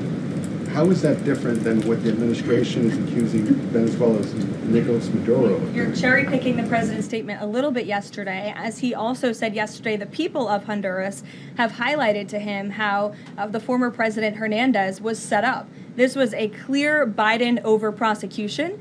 He was the president of this country. He was in the opposition party. He was opposed to the values of the previous administration, and they charged him because he was president of Honduras. There were some other egregious facts that came out during this trial, and I would encourage you to report on them. His court-appointed lawyer was only given 3 weeks to prepare for trial. He shared that his conviction was lawfare by the leftist party, who, quote, struck a deal with the Biden-Harris administration. Hernandez has highlighted there was virtually no independent evidence presented, and many of his conviction was based on testimony from many admitted criminals who hoped that cooperating would reduce their own penalties. So the president heard the concerns from many people, as he does, and he's, of course, within his constitutional authority to sign clemency for whomever he deems worthy of that. Jackie. Thank you, Caroline. Following up on Gabe's question, you said that the follow-up strike was lawful. What law is it that allows no survivors? The strike conducted on September 2nd was conducted in self-defense to protect Americans in vital United States interests. The strike was conducted in international waters and in accordance with the law of armed conflict. And then on this pardon for the Honduran president, does it at all undercut the administration's messaging while you have these congressional Republicans defending the strikes on the narco-terrorists and then a pardon for a convicted drug trafficker? Does that make it more difficult for your members to defend your administration's policy? I don't think so, Jackie. I think that President Trump has been quite clear in his defense of the United States homeland to stop these illegal narcotics from coming to our borders, whether that's by land or by sea. And he's also made it quite clear that he wants to correct the wrongs of the weaponized Justice Department under the previous administration. And Ouija, I'll call on you because I think we're wearing matching blazers today. I was going to Great compliment minds. yours. Thank you, Caroline. Sure. So just to be clear, to clarify on Jackie and Gabe, did Admiral Bradley order that second strike because there were still survivors after the initial strike? Again, as I read for you, Admiral Bradley worked well within his authority in the law. He directed the engagement to ensure the boat was destroyed and the threat of narco-terrorists to the United States was completely eliminated. So was the initial order from Secretary Hegseth, everyone be killed, and did that come from President Trump? I saw that quoted in a Washington Post story. I would reject that the Secretary of War ever said that. However, the president has made it quite clear that if narco-terrorists, again, are trafficking illegal drugs towards the United States, he has the authority to kill them. And that's what this administration is doing. And can I Danny? follow up on the MRI? Because President Trump Sure. yesterday said that he would release the results of his MRI. Is that happening right now? It is happening right now. As part of, and this is a summary from the president's physician, and we will release it right now. I think my team has it teed up for all of you. I'll read it for you, and then you'll get it physically as well. As part of President Trump's comprehensive executive physical, advanced imaging was performed because men in his age group benefit from a thorough evaluation of cardiovascular and abdominal health. The purpose of this imaging is preventative, to identify any issues early, confirm overall health, and ensure the president maintains long-term vitality and function. President Trump's cardiovascular imaging was perfectly normal. No evidence of arterial narrowing impairing blood flow or abnormalities in the heart or major vessels. The heart chambers are normal in size, the vessel walls appear smooth and healthy, and there are no signs of inflammation or clotting. Overall, his cardiovascular system shows excellent health. His abdominal imaging is also perfectly normal. All major organs appear very healthy and well perfused. Everything evaluated is functioning within normal limits with no acute or chronic concerns. In summary, this level of detailed assessment is standard for an executive physical at President Trump's age and confirms that he remains in excellent overall health. Again, we will provide that to you. I think that's quite a bit of detail, and in the effort of transparency, the president promised it last night, and we have delivered today. So there you go. Danny. Thanks. Just going back to Venezuela, can you confirm that President Trump is going to be hosting a meeting of his national security team in the Oval Office today on Venezuela? And what are they going to discuss? Are they hoping to reach a kind of final decision on that? Out of the effort of transparency, I will confirm that the president will be meeting with his national security team on this subject and on many matters. He meets with his national security team quite often. He's the commander-in-chief. It's part of his responsibility to ensure that peace is ongoing throughout the world. I'm definitely not going to detail the specifics of a meeting between the president and his national security team that's taking place in the Oval Office, but I'm happy to confirm that meeting is taking place for you. Can you tell us, is there still, what's the position on whether U.S. troops on the ground is a possibility there? Is that, I know you've answered that before, but what's the current operative in Venezuela? I think my previous answer stands. There's many options at the president's disposal that are on the table, and I'll let him speak on those. Ed. The U.S. announced a trade framework deal with the United Kingdom on pharmaceuticals, where they will pay 25% more, and the savings theoretically will go back to American consumers. What guarantees are in that savings will in fact go back to the American consumer and not be sucked up by the company? I'm going to be honest with you, Ed. I'll get you the answer to that question after the briefing. So the American Rescue Plan, sure. Funded a number of universal income. Kush will get you that answer, right, Kush? My trade guy over here. The American Rescue Plan funded a number of universal basic income programs. Now Cook County, Illinois is extending that program into 2026 with $7.5 million of taxpayer money. What does the White House think about that? I'll also get you an answer on that after the briefing. It's 0 for 2. Go ahead. Sure. And then in the interest of transparency, does the White House support releasing the Department of Defense's video of those September 2nd strikes on those military boats? And also, separate topic on presidential pardon power. Why did the president commute the sentence of David Gentile recently? He was a private equity executive. He served 12 days out of a 7-year sentence. Prosecutors said he defrauded $1.6 billion with thousands of victims, including veterans, farmers, teachers. Why was he pardoned? To your first question, that's definitely not a decision for me to make. I would defer you to the Department of War. It's also probably a decision for the president himself to make. As for your second question with respect to that pardon, he issued a commutation for Mr. Gentile, who's the former CEO and co-founder of GBP Capital Holdings. Unlike similar companies, GBP paid regular annualized distributions to its investors. In 2015, GBP disclosed to investors the possibility of using investor capital to pay some of these distributions rather than funding them from current operations. Even though this was disclosed to investors, the Biden Department of Justice claimed it was a Ponzi scheme. This claim was profoundly undercut by the fact that GBP had explicitly told investors what would happen. At trial, the government was unable to tie any supposedly fraudulent representations to Mr. Gentile. In short, again, this is another example that has been brought to the president's attention of a weaponization of justice from the previous administration, and therefore he signed this commutation. So say that these people were defrauded. I just read you a very detailed summary of why the commutation was made. Sure. In the middle with the red tie. Thank you, Caroline. Okay, Andrew, go ahead, and then you. In wake of Congresswoman Marjorie Taylor Greene's early resignation, reports last week indicated that other House Republicans might consider doing the same. Does the president have any concerns in light of those reports about other House Republicans potentially leaving early, as well as the other announced retirements that we saw in the last couple of days? Look, I think the president maintains very good relationships with the vast majority, maybe with the exception of one or two. I think many in this room know who I'm referring to. Very good relationships with members of Capitol Hill within the Republican Party. And the president clearly is the unequivocal leader of the Republican Party. I think it was a recent CNN poll that actually showed that more than 90% of Republicans continue to support President Trump as the leader. So he maintains very good relations, as does his entire team here at the White House. And of course, we have a very slim margin in the House, and the president wants that to continue.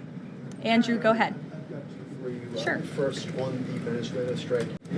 You said that second strike was in full accordance with the law of armed conflict, but the Navy's own manual of law of war says that specifically firing on survivors from a wrecked vessel is an example of a war crime that's forbidden under U.S. law and the law of armed conflict.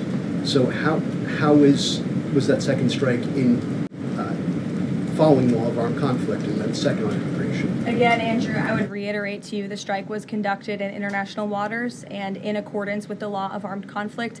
And since somebody asked about Congress, and it's sort of related to Venezuela, I also want to add that Secretary Hegseth spoke with members of Congress who may have expressed some concerns over the weekend. And there have also been 13 bipartisan briefings to Congress on the Venezuelan strikes. There have been a number of document reviews for members of Congress to review the classified DOJ Office of Legal Counsel opinion and other related documents. 29 senators and 92 representatives have reviewed those documents, which is about 2/3 of those are Democrat members, and they have been made available to all 100 senators, all 435 members of the House, and to general counsels of the relevant committees on a bipartisan basis for their review.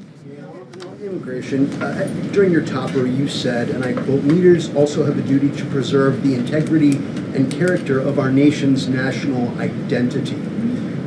Can you explain what you mean by our nation's national identity and integrity and character, and how would refugees, people coming from war-torn places who are seeking a safe haven in America, like many of our forebears in this room, not add to our nation's integrity and character of our national identity? I'll tell you what does not add to our nation's character and integrity is refugees who come here under the alleged plight of asylum and fleeing persecution, and then come to the United States to abuse our system and rip off American taxpayers. And as I pointed out, the New York Times, to their credit, it was about 6 months too late, but they did write about how Somali immigrants in Minnesota have been ripping off American taxpayers. In fact, 86 people have been charged in a rampant and widespread fraud scheme spanning multiple programs in Minnesota.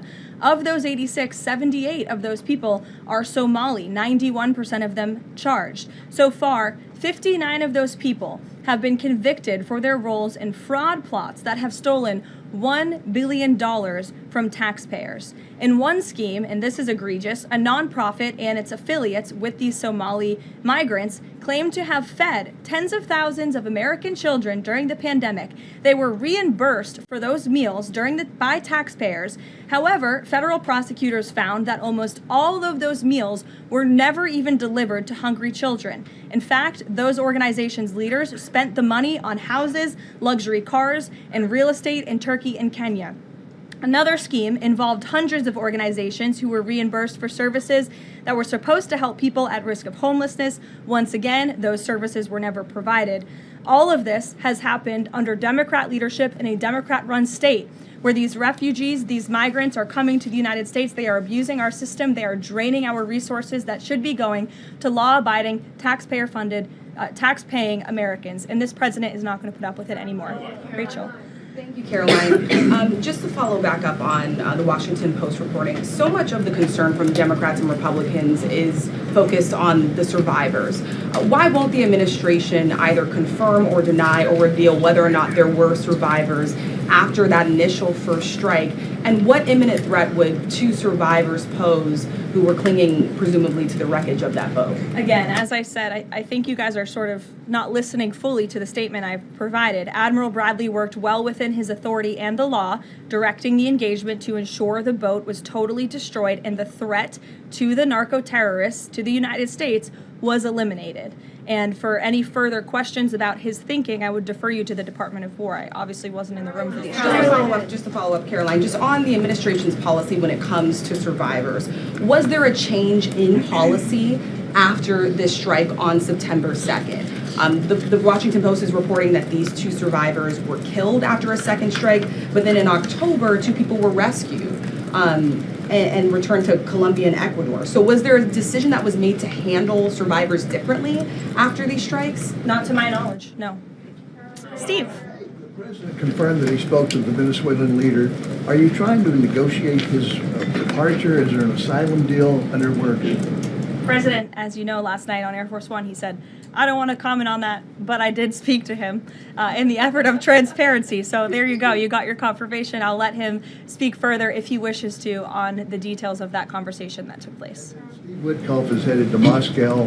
How close are you to some sort of Ukraine agreement? I think the administration feels very optimistic. Obviously, you've seen, Steve, that the president's entire team, including Special Envoy Witkoff and Secretary Rubio and the vice president and the president himself, Secretary Hegseth as well, have been working so hard on this effort, and they all really want to see this war come to an end. And so just yesterday, Sunday, I believe that was yesterday, they had very good talks with the Ukrainians in Florida, and now, of course, Special Envoy Witkoff is on his way to Russia. This is sort of the shuttle diplomacy that you've seen from this administration play out, where we speak equally with both sides. We've put points on paper. Those points have been very much refined, but as for the details, I will let the negotiators negotiate, but we do feel quite good, and we're hopeful that this war can finally come to an end. Stephen. Thank you, Caroline. I've got a question about Ukraine and then a clarification about immigration changes that are happening.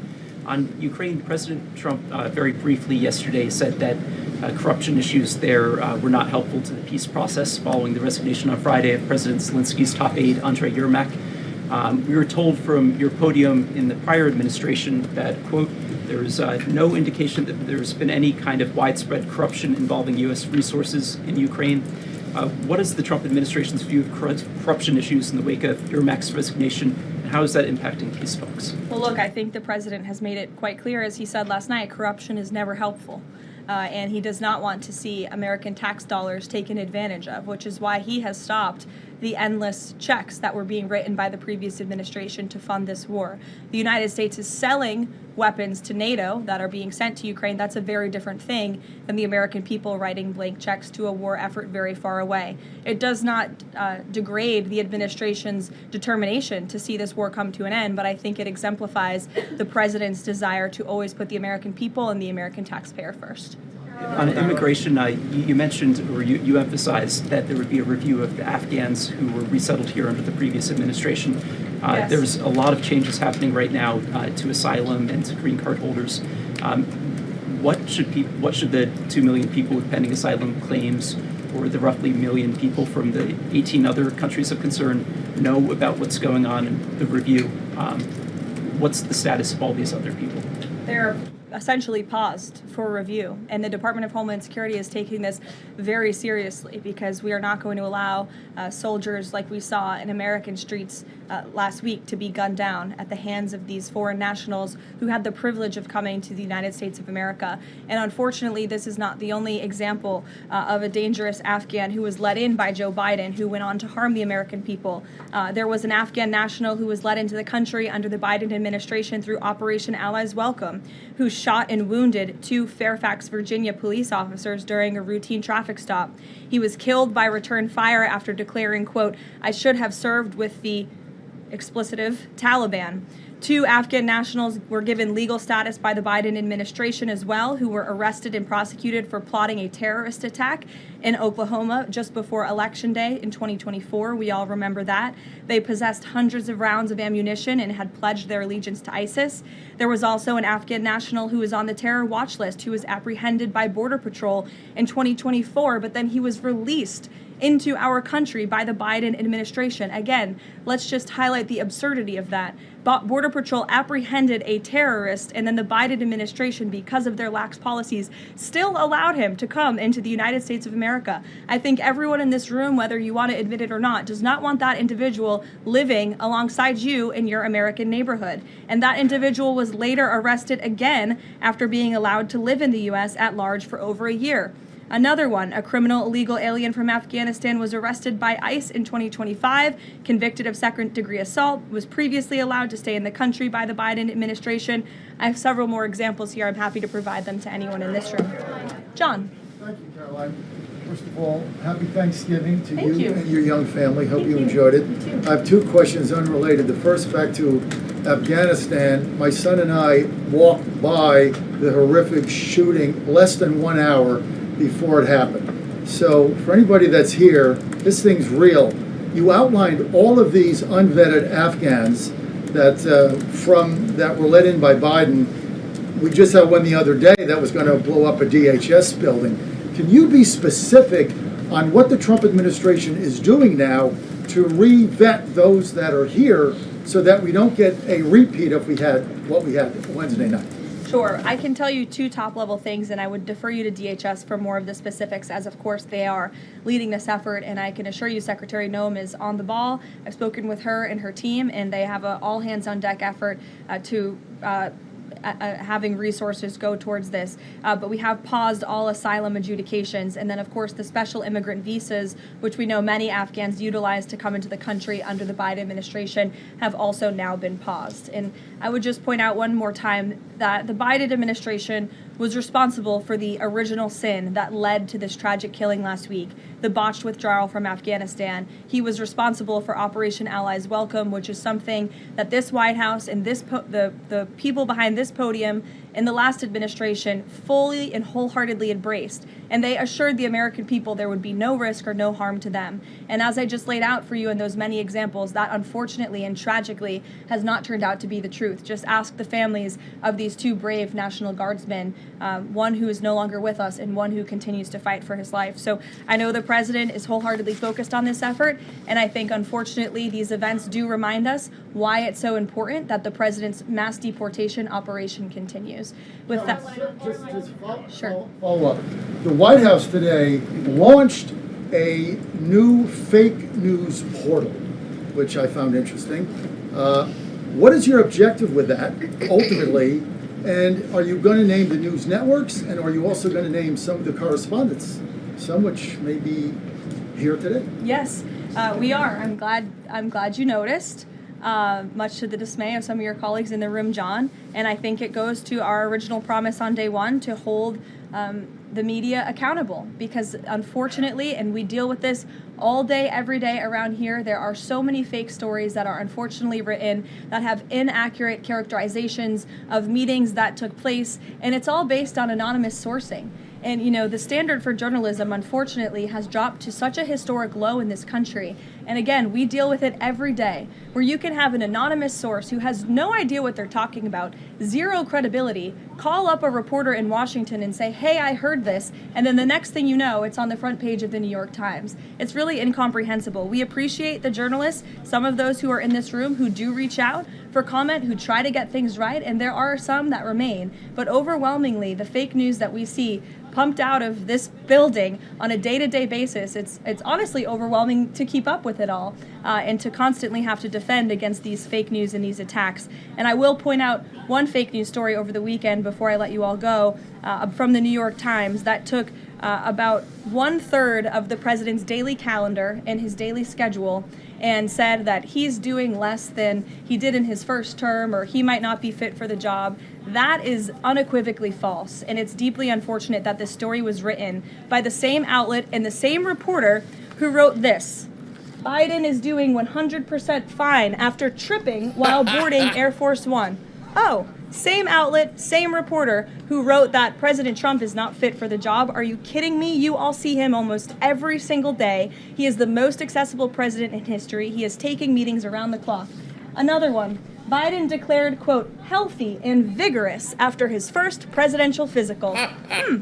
I don't see headlines like that too often about this president. Again, same reporter, same outlet who wrote falsely over the weekend that President Trump is not fit for the job. I can assure you he absolutely is. You all see that with your own eyes on a daily basis, and the president's physician has now given you all 3 detailed reports on the state of the president's health. So with that, I will leave you all, and we'll see you tomorrow. Thank you. Thank you. Oh, where's my smack button? Because, I gotta find out. Hey, SV, if you can find out who she was talking about, that would be fantastic. Because that guy right now is walking around with his tail between his legs after getting some of that.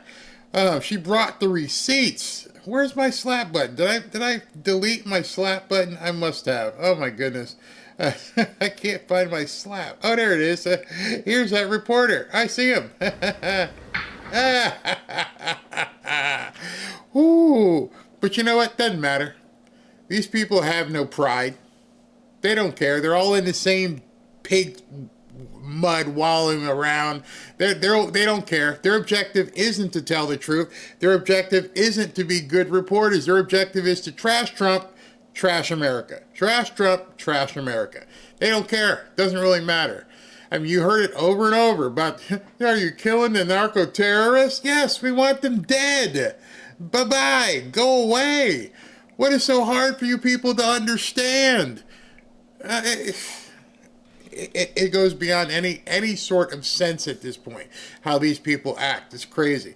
So she outlined a bunch of stuff. One of those things is, looks like we're going to have a busy week here.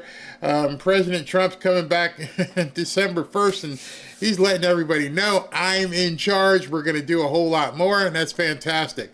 So I'm going to get into the story with you about Minnesota that is continuing to grow. First, let me talk to you about the people at Chapter. It's December 1st. You don't have that much time. As I'm sure you're well aware, it's Medicare annual enrollment time. And as a newly minted 65-year-old myself, that means I still get buried under the same spam calls and junk mail that you are. It's a nightmare, but you got to do something about it. You only have a short window here. I've learned that Medicare plans change every single year, and apparently some even disappear. So for those of us that love our plans, it might not be the best one for you in 2026. And if you don't double check, you won't know, and you could lose coverage, doctors, and prescriptions that you count on. And to make matters worse, when you call on some of these guys, these Medicare agents, professionals, experts, they lie to you. Or they'll push a plan just to get the biggest commissions for them without really customizing it for you. That's why I recommend and have been recommending Chapter for the Fanfare family. They check every single plan in America to make sure you boomers get the best deal. And on average, they save people $1,100 a year. And if you don't need the savings and would like a more expensive Cadillac-style plan, they can do that for you too. They made it dead simple for Robin and I. They'll review all of your options in under 20 minutes. And if you're already on the right plan, you're done. That's it. And if not, they'll help you switch. It's that simple. So get some peace of mind during this enrollment period. Call Chapter at 475-328-3545 and make sure you're set heading into 2026. Or you can go to askchapter.org/Barry and get some information there. All right, be back in 90 seconds. Hey everybody, Barry has a couple things to let you know about. Fanfare is giving away a free fishing trip. We're going to fly you and a guest down to South Florida for a 3-day, 2-night getaway. You'll go on a deep-sea fishing trip with Robin. And Barry and Robin will take you and your guest out to dinner. To enter to win, go to fanfareshop.org/fishing. It's easy and it's free to enter. Second, if you'd like to join our private group on X, go to fanfareshop.org/group and join 18,000 fellow patriots. It's a safe space for patriots as it's curated and moderated. Again, that's fanfareshop.org/group. One more thing, if you'd like to be a part of the show, submit a 60-second video by going to fanfareshop.org/submit video. Last, but certainly not least, if you'd like to request a free Bible, please go to fanfareshop.org/Bible. We have a long list, but we're getting them out as soon as we can. Again, that's fanfareshop.org/Bible. Thanks for being a part of the Fanfare family. Now back to the show. Welcome back to Fanfare with Barry Cunningham. So over the last 10 years, Minnesota's Somali community, it's about 100,000 people, mostly in Minneapolis, a neighborhood called Little Mogadishu, for obvious reasons, has been conducting fraud at an eye-popping scale. I mean, truly extraordinary. We're talking about billions of dollars, billions with a B, that are getting sucked out of taxpayer programs, routed through various fake NGOs into the pockets of Somalis in Minnesota. But one detail that we uncovered, they're actually taking bags of cash, taking them on commercial airplanes out of Seattle, out of Minneapolis, out of other airports, flying this cash to Mogadishu, where it's dispersed through a network of informal money changers. Did you find it interesting? And I'm trying to recall, but I don't think I heard a single question about this. This bombshell of a story. that the Somalis in Minnesota have been stealing billions of your dollars, and sending it off to Mogadishu and points over there, and the media doesn't even talk about it. Oh, what about the narco-terrorists? What about the Somalians? They don't even bring it up. There are so many people on the left who don't even hear about this stuff. Shabab terrorists take a cut. And it's like every government program imaginable, they're setting up these front organizations, autism, social services, feeding the hungry, and they're pulling in, tens of millions, if now not hundreds of millions of dollars a year. And the other kind of dirty secret of this story is that the Minnesota state government, the Democrats who are in charge, Tim Walz and others, have effectively turned a blind eye to this because they don't want to offend the Somalis. They don't want to, earn the accusation of racism with the Somali act. How come? See, that's a question people should be asking. Why are you so worried about offending the Somalis? Why are you so worried about offending people who aren't supposed to be here? Why are you so offended or worried about people from another country, but you're not offended by stealing money from Americans? Just let that set in. You don't want to piss them off, but you have no problem with them stealing and you facilitating the steal. See, that's the other part of the story. And that's why the newspapers and websites don't want to report it. These people couldn't steal this on their own. They have no ability to basically go into the coffers and steal this money.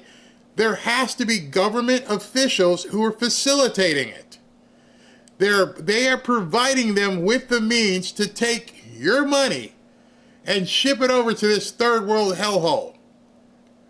Why? Well, probably because of votes. Probably because they know they can control this area by keeping the money flowing. That can be the only reason. Activists are very ready and very eager to deploy, and they feel that they need the Somali vote in Minneapolis to win statewide. And bingo. So this is merely a microcosm of the Democrat strategy. It's the Somalis in Minnesota, it's this group here, it's this group there. How many votes do we need? Oh, okay, so we'll just put a whole bunch of people here, strategically placed that we know we can count on their votes. Because the votes and staying in office is much more important than doing well for the American people. We don't care about you. You don't matter. There's not enough of you. And so we had to bring in these voters and strategically place them around the country, which is why they're so pissed off about deportations. Hope that the story will have some impact on the particular level, meaning law enforcement, which has been doing a good job rounding up some of these groups, will extend their efforts, but also opening up these larger questions about immigration, about identity, about who we let into the country, what are our expectations. This should be an obvious one, right? You can't steal billions of dollars from taxpayers. That's like a no. You would think. You would think it's like a no. It makes sense to you, makes sense to me. How can these people be stealing money? So you're probably thinking to yourself, well, how did this happen? Well, I mean, I'm talking about it being exposed. How did the exposure on this happen? It happened from inside their government. Some people in Minnesota government have had enough and said, we need to let people know. For instance, this is from the Minnesota Department of Human Services employees. And they have been posting, look how long this thing is. And they're responding, and they quoted basically, the New York Times has gotten involved. The New York Times is blowing the whistle on the Somalis and Tim Walz with their headline, How Fraud Swamped Minnesota's Social Services System on Tim Walz's Watch. Prosecutors say members of the Somali diaspora, a group with growing political power that you gave them, was largely responsible. President Trump has drawn national attention to the scandal amid his crackdown on immigration. Why is President Trump the one that has to draw attention to it? Why isn't the media digging into this? Well, here is the actual in-state right there, the organization. You can go look up the Minnesota Department of Human Services employees, DHS of Minnesota, and see for yourself all the information that they're putting out. I mean, it's just constant. I won't go through this entire thing because that would take us like 45 minutes, but they say Tim Walz is 100% responsible for massive fraud in Minnesota. We let Tim Walz know of fraud early on, hoping for a partnership in stopping fraud. But no, we got the opposite response. Tim Walz systematically retaliated against whistleblowers using monitoring, threats, repression, and did his best to discredit fraud reports. Instead of partnership, we got the full weight of retaliation by Tim Walz, certain DFL members, and an indifferent mainstream media. It's scary, isolating, and left us wondering who we could talk to, who we could turn to. In addition to retaliating against whistleblowers, Tim Walz disempowered the Office of the Legislative Auditor, allowing agencies to disregard their audit filings. Just ignore it.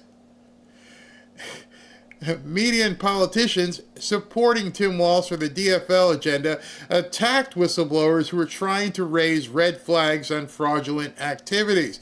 And it goes on and on and on about, and they've been documenting everything. I mean, you guys can go look at this post right here. They're thanking the New York Times for finally bringing it out there. And their entire feed, let me just show you their entire feed at this point. It's no longer there. It's gone. Hey, Elon, what the hell just happened? That literally just happened as I refreshed. The account is gone. What? Something is happening. Don't know what. 11 Investigates exposes yet another state program designed to help people in need being ransacked by alleged fraud. AJ Legault continues to follow where your tax dollars are going in his multi-year investigation, Recovery Inc. So there's this company that built under my insurance named Action Therapy LLC. They're based in Minnesota. A Minnesota man takes to TikTok in a series of videos. Y'all just look at the numbers. And he emails Care 11 Investigates alleging Medicaid fraud. They're billing. Never been there before. Never even heard of it until recently. Muhammad Ali said he'd never heard of Action Therapy until he requested his insurance billing records. His Medicaid coverage is through taxpayer-funded Hennepin Health. When he got his records, he discovered in just 9 months, between August of 2024 and May 2025, Action Therapy billed $211,000. It was not all approved, but the records show they were paid nearly $85,000, he says, for doing nothing. They run up them digits, man. Muhammad currently lives in Kenya, but still questioned the charges in his name. Abbas Farah with Action Therapy emailed him, blaming the billing on a clerical mix-up and promised a full internal review. So they're stealing money left and right, huh? And there's nothing we can do about it. All right, let's hear this.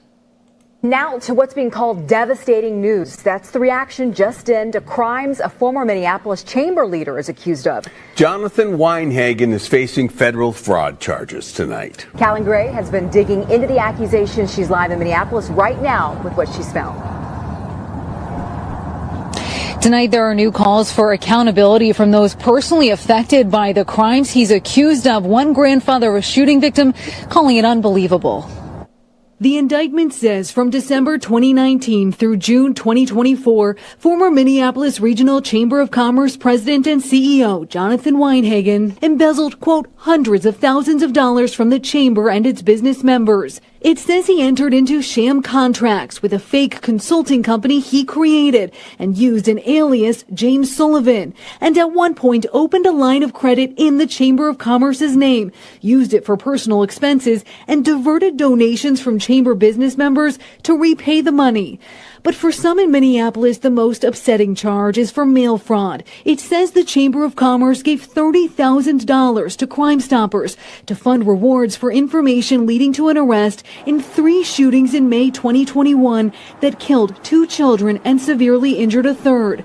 A year later, it says Weinhagen requested Crime Stoppers return the money, and when he got the check, he, quote, stole the money and used it to pay for his personal expenses. This is what is going on in Minnesota under Tim Walz's nose? Right in the actual government. We're not talking about thugs outside the government. You are funneling billions of dollars to all God knows who. People are extorting. People are stealing it. They're embezzling it. And this guy was this far away from being our vice president. Do you think Kamala knew what was going on in Minneapolis? Of course she did. How could she not? But then again, they didn't vet any of the Somalis, so they didn't vet any of the Venezuelans. Maybe she didn't even vet her vice president candidate. How could you not see what was happening in Minneapolis? Devastating news. KG Wilson's 6-year-old granddaughter, Anaya Allen, was one of the children killed in May 2021. For me to hear this today, it crushed my heart. It crushed my heart.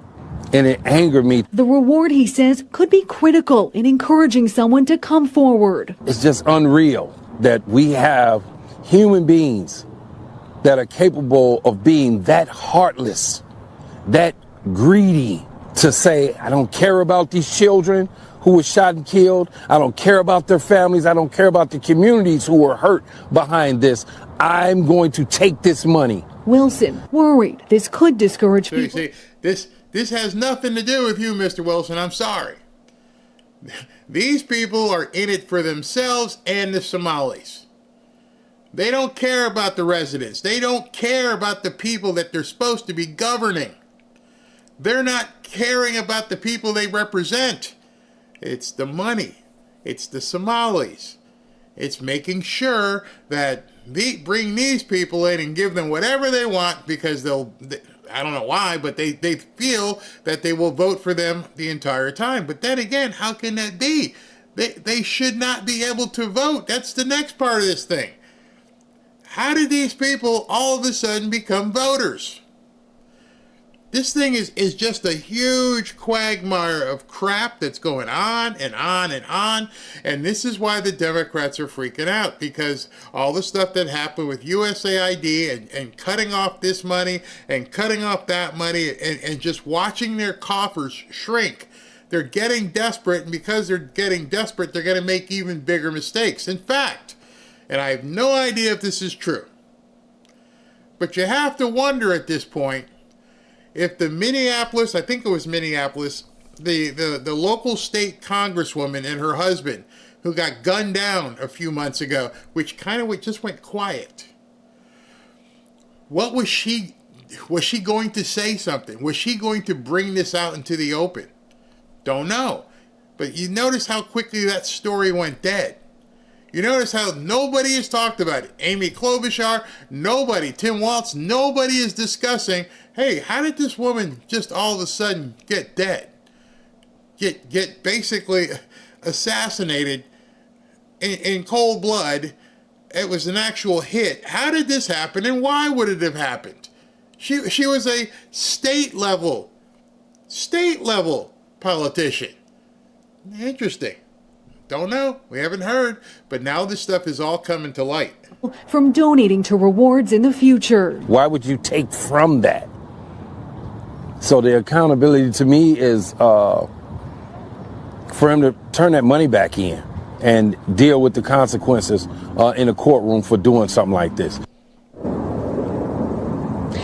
A Crime Stoppers board member tells me tonight it's not unusual for donated funds to be returned if it's requested.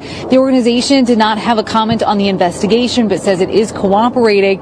Meanwhile, the Chamber of Commerce tells us it is cooperating with the Department of Justice and says over the last 16 months, it's been working diligently to make process and governance upgrades to better help the rebuild and strengthen the organization. Kevin, Lindsay? All right, no doubt. There is no organization. They're thieves. Eric Doherty posted this. Tim Walz cooked himself. His own state employees are turning on him and blowing the whistle over Walz's massive fraud cover-up and whistleblower retaliation. The voters must kick this buffoon out of office. Forget the voters acting. This is where we need to start seeing some prosecutions.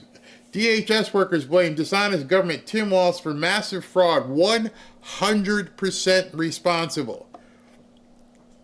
You're the governor. You're the head cheese. All bucks stop there, and all of this stuff is now starting to bubble up. And the New York Times is turning on this guy. Think about that. If the New York Times is doing it, you have to wonder. And I would love to wonder why they just, I mean, I'm looking at some of the comments here. Somebody goes, this account is on fire. And it's no longer there. The account was taken down. So I'm not really sure why they did it. Excuse me. But even Newt Gingrich had something to say about it. Where is this from Newt Gingrich? Let me show you this. He posted.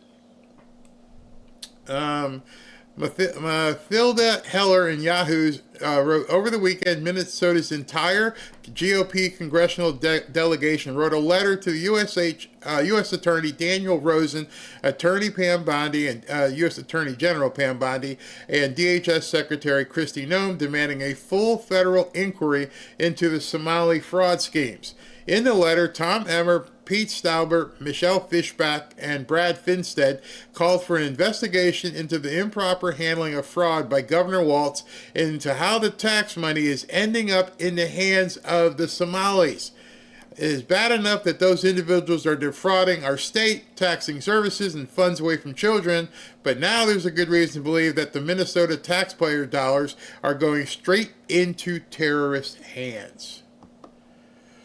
This story is just beginning to bubble up, and obviously there's some things happening why people are disappearing already, not being able to talk about stuff. But this is huge, and I think it goes back to this. This is something Elon Musk said a long time ago. I won't say a long time ago, this year with Joe Rogan. That's the nature of the scam. It's a bank shot.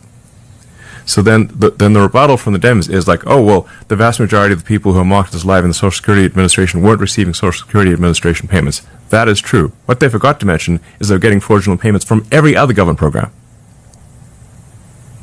And that's why the Dems were so opposed to turning off, to declaring someone dead who was dead. Because it would stop the entire all the other fraud from happening.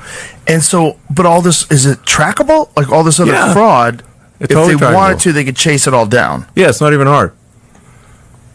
And yet they're opposing chasing it all down. They're opposing chasing it all down because it turns off the money magnet for the illegals. Wow. Because it's very logical to like I'm saying the most common sense things possible. If someone's got a birthday in Social Security that is an impossible birthday, meaning they are older than the oldest living American or were born in the future, then you should call them and say, excuse me, we seem to have your birthday wrong. Because it says that you're 200 years old. That's all you need to do. And then you would remove them from the Social Security database and make that number no longer available for all those other government payments. Exactly. Wow. So and Joe's like, wow. Think of that laterally.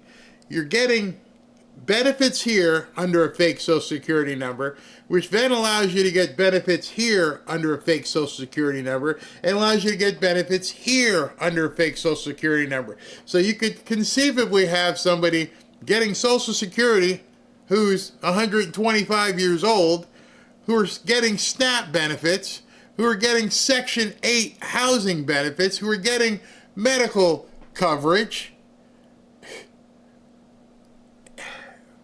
Mind-blowing. Absolutely mind-blowing in terms of how this scam has been perpetrated on the American people for probably decades. So when I said earlier about there may not be a deficit, well, the deficit may be man-made. We have stolen ourselves to a deficit. We have spent ourselves into oblivion. And now, just now, this stuff is coming to light. Oh. And how much money are we talking? It's hundreds of billions of dollars.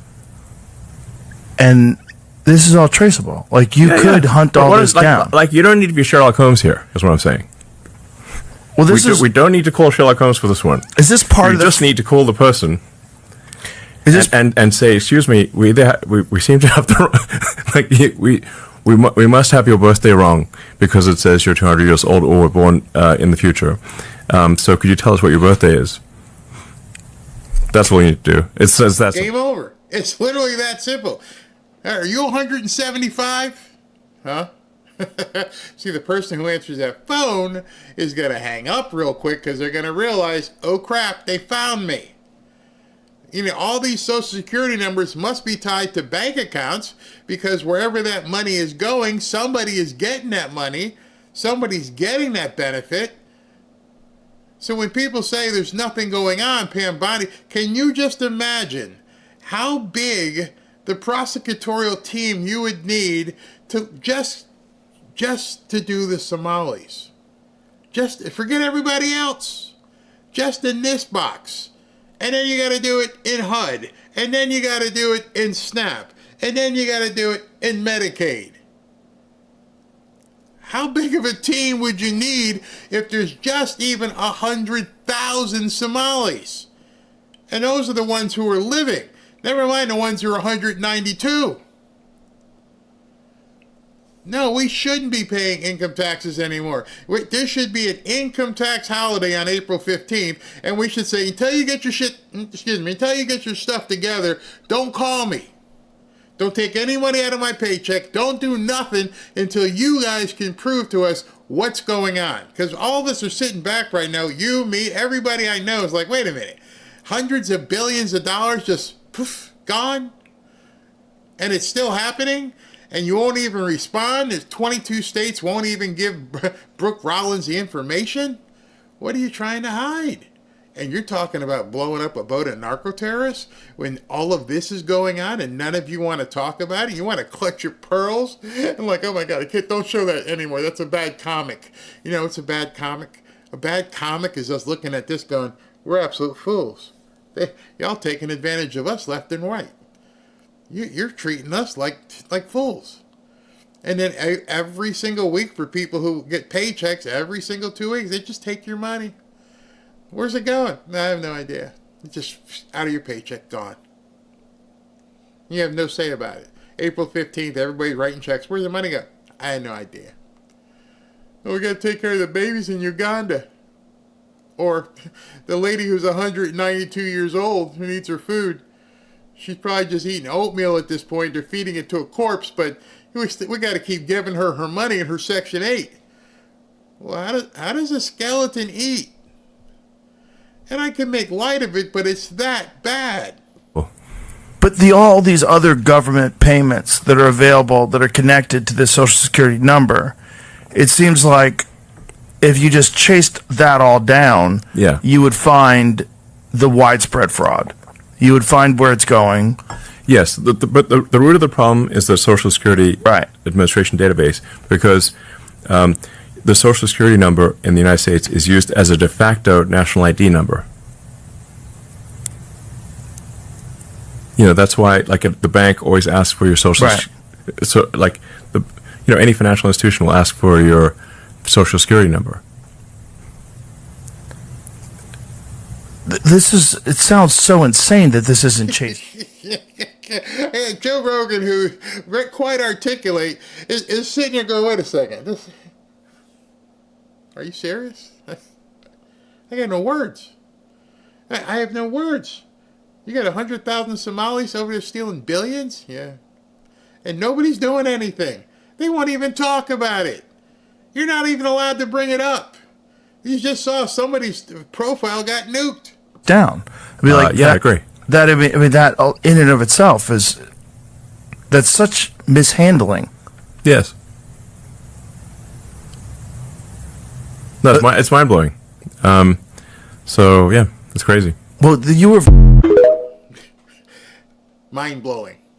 I could use a couple other words, not a euphemism for it's theft on a scale we've never seen. This is the article that was on Breitbart that we just talked about. Minnesota DHS workers blame dishonest Governor Tim Walz for massive fraud, 100% responsible. Hundreds of Minnesota, hold on, let me see if I can make this bigger. No, it's good. Workers have accused the leftist governor of being responsible for a massive fraud case that has drawn tons of attention from people not in the White House press room, because they want to talk about it. The statement came from over 400 individuals in the Minnesota Department of Health and Human Services page, but that page, as you can see, no longer exists. So did they find out, was it fake? Did they, I don't know, but it's gone. But everybody had the article, including the New York Times. Tim Walz is 100% responsible for massive fraud. We let Tim Walz know of fraud early on. Somalis in Minnesota took millions of dollars in state Medicare autism care programs and sent it to their native country and its terrorist organizations. They had an article. Breitbart News reported in July that nearly 100 autism clinics in Minnesota were being investigated for fraudulent billing of Medicaid for treatment of children supposedly diagnosed with autism, most of it in connection with the rampantly corrupt Somali community around Minnesota. But the fraud is far more widespread with far more money involved than was previously reported. And on and on and on. This is so bad that everybody's starting to see it, including the New York Times, but the reporters in that room wouldn't talk about it. And they want to ignore it. They want this to go away because it stains Kamala. Because Kamala, how could you possibly have had this person as your vice president? How could you possibly have brought this guy in to be, part of your administration? It's absolutely insane. So I don't know where this is going. It's crazy what we're seeing here. We've been stolen from for so long. I don't think many people can even imagine what we're seeing. And yet every April 15th they expect you to just keep paying. How many times would you pay if you invested in a company and you kept finding out that the people running that company were stealing the funds? I would venture to say, A, you'd stop paying them, and B, you would call the FBI or whatever Department of Justice to say, this company has been stealing my money over and over and over. And imagine the Department of Justice and or your state attorney going, well, just keep paying them, because that's what they're telling us. Keep paying your taxes. You can't stop paying your taxes, but you're stealing my money. We all know it. Too bad. So yeah, going back to the beginning of this whole thing, that's why I think President Trump has to do military tribunals. When people say nothing's happening, there's no way we're going to vote our way out of this. It's not going to happen because there's too many Republicans involved as well. You got to go with military tribunals. You got to pull the pin on the Insurrection Act. There is no other way, as far as I'm concerned, that we're ever going to get this fixed. I just don't see it happen. Before I go, let me tell you about Patriot Addict has an amazing Christmas offer for you. Let's call it a Christmas offer. And you're going to want to hear this because it's the biggest deal I have spoken of with in regards to Patriot Addict. It's the Berry Pack. I'll call it the Christmas edition or the last edition. So here's what you get. All right. You're getting the Trump knife. You guys have seen the Trump knife many times. I think they're going to give you the red knife, but you get a Trump knife, right? You also get the Trump blanket. Let me show you. You guys have seen this, right? And you get that blanket. You get the Trump blanket. So you get the knife and you get the blanket. That's two, right? So in addition to that, you also get the Trump flag. And let me turn it around. This is going to be great for Christmas, right? You get the Trump flag. Boom. Chaka chaka, boom boom. So you got the flag. You got the blanket that you can use out at a football game or out on your back deck in front of your fire pit. Then in addition to that, they're also going to give you, which hat here? We're going to give them this hat. We're going to give you this hat, which is the Gulf of America hat. You're going to get that. So you're playing along here. You get the knife, you get the flag, you get the blankie, you get the nice Gulf of America hat, and you're going to get all of this, all of it for $69. That's it, $69, and you get all four of these things, and free shipping pretty much. So all of that for $69, but it gets even better. It gets even better. They're going to throw in a mystery item. And this mystery item is either going to be, let's see here. It might be, you guys have never seen this. It might be the Trump bobblehead. Da, da, da. Or as you can see up there on my shelf, it might be the Trump Force One plane. So you get all four of these items, the knife, the hat, the blanket, and the flag. And then you're going to get a mystery item, which either could be the airplane or the Trump bobblehead or something else. There's a couple other things. All this together is worth $380. But for a Christmas deal, right now, before the end of the year, you can grab it for just $69. And this offer is only valid for you guys, the Fanfare family. You got to jump all over this. So go right now to, I don't have the thing on my screen here, but it's to berrypack.com. Let me just make sure I have that correctly. They didn't give me an image, but I can just tell you. 1 second. I'm going to make sure they're giving me the right. They say berry knife. I believe it should be berry pack. Let's see here. I'm just looking ahead. It's berrypack.com. So you're going to go to berrypack.com to grab that. And in the description, you will see the link. So in the description of this video is the link to the where you can get it. SV is texting me, so he must have something for me to talk about. So per my request, the New York Times reporter that Karoline was talking about was Katie Rogers. Katie Rogers is about to get famous.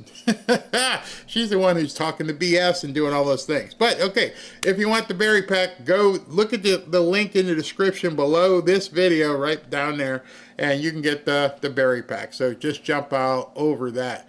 I'll leave the hat on. Let's see. I'm standing with my country and my president. No one can change that, no matter what they do. Good for you. Where are we here?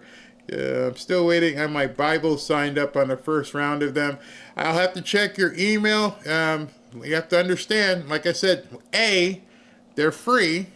So Robin, in her spare time, is going through all the names. And if you haven't gotten it, I can check your name to see where you are. But they're going out. People here have gotten them. It might take you some time, but guess what? They're free. They're free. But they're coming. You better believe they're working hard when we love our Thanksgiving when we are loving our Thanksgiving dinner. I hope our president will pull the cork tomorrow or today. Remember, they've got that meeting in the Oval Office this evening. Every Somalian, including Omar, needs to be deported. I'd be okay with that. What just happened? What was taken down? That's the profile for that X group of employees in Minnesota got taken down just as we were talking. Somebody goes, "Red is not your color." I don't know. It's a nice hat. I like it. You don't like it? Here, I'll put this one on then. I got a whole bunch of them. I got all kinds of hats here. This is my Trump 45-47 hat. I don't use this one too much because it's kind of small. So look at all these hats I have just stacked up here. What's this one? Oh, I like this one. I love this one a lot. This is my flag hat. I like that one. That's my flag hat. You gotta love that one, flag.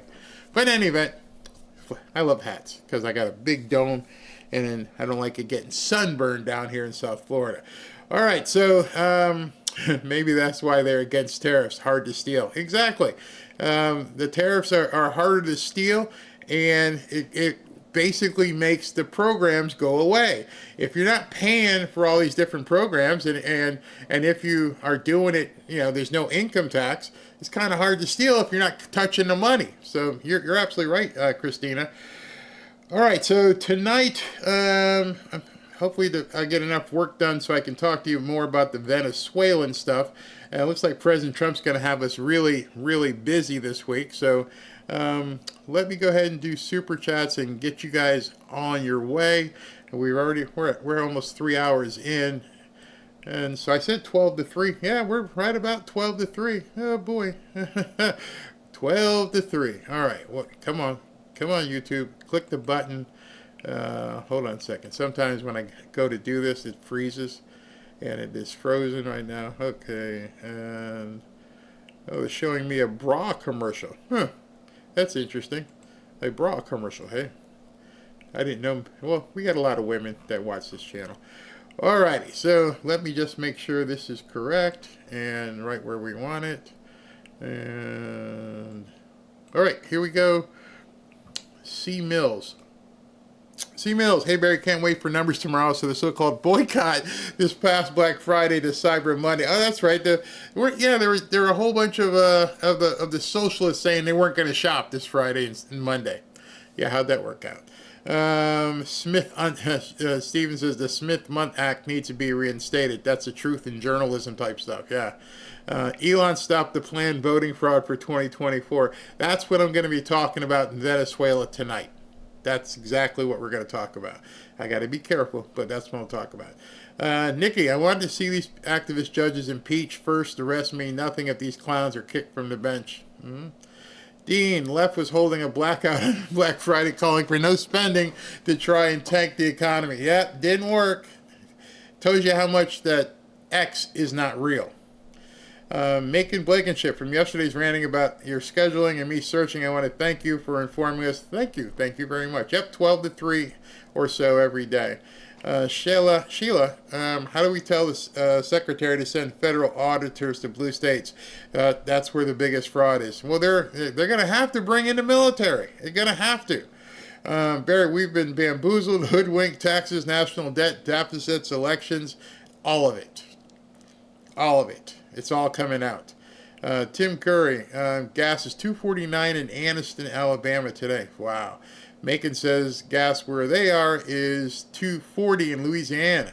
$2.40. Wow. Esmeralda, Barry stacked heavy AU gold in gold and silver. Big gains. Need to sell some to buy a cabin, but sell spreads. Fees brutal. Ask Lear. You can ask them, and they may be able to help you out with that.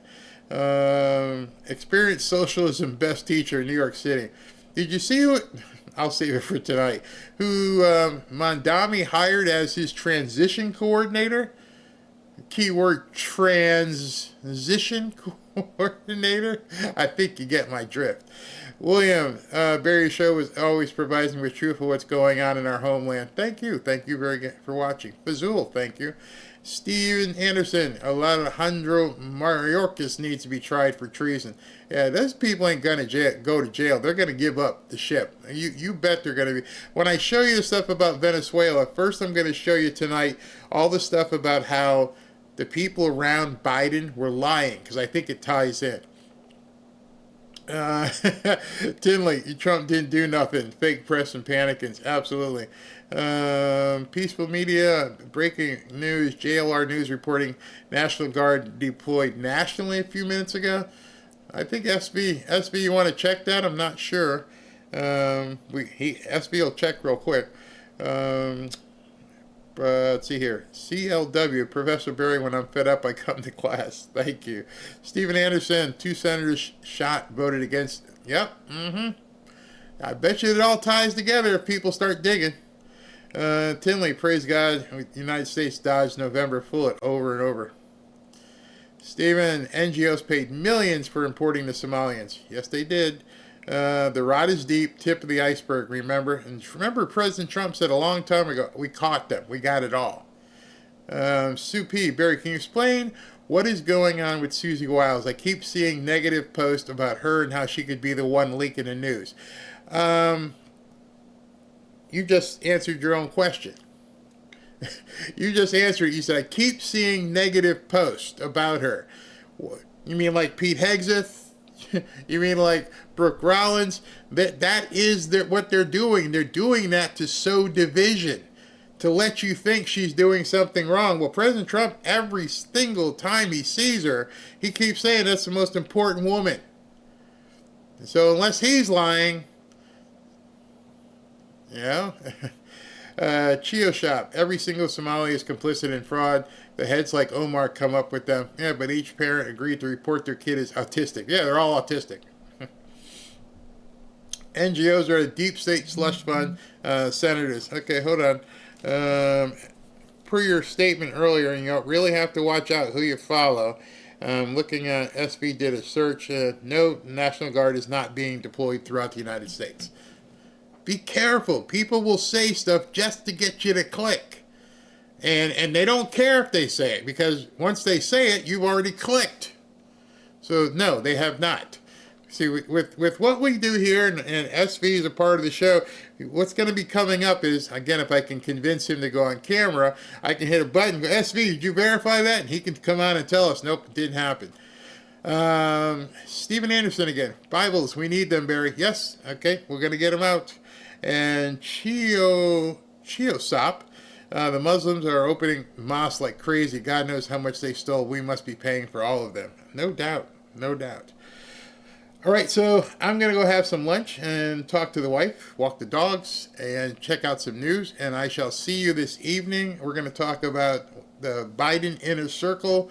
We're going to talk about what's going on with Venezuela. And then, of course, any news that happens between now and then.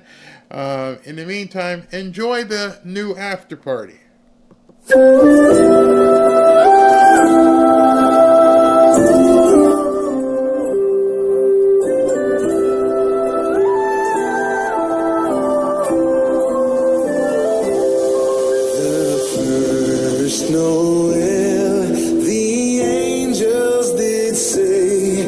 To certain poor shepherds in fields as they lay, in a fields where they lay, keeping their sheep on a cold winter's night that was so deep. Noel, Noel, Noel, Noel, born is the King of Israel.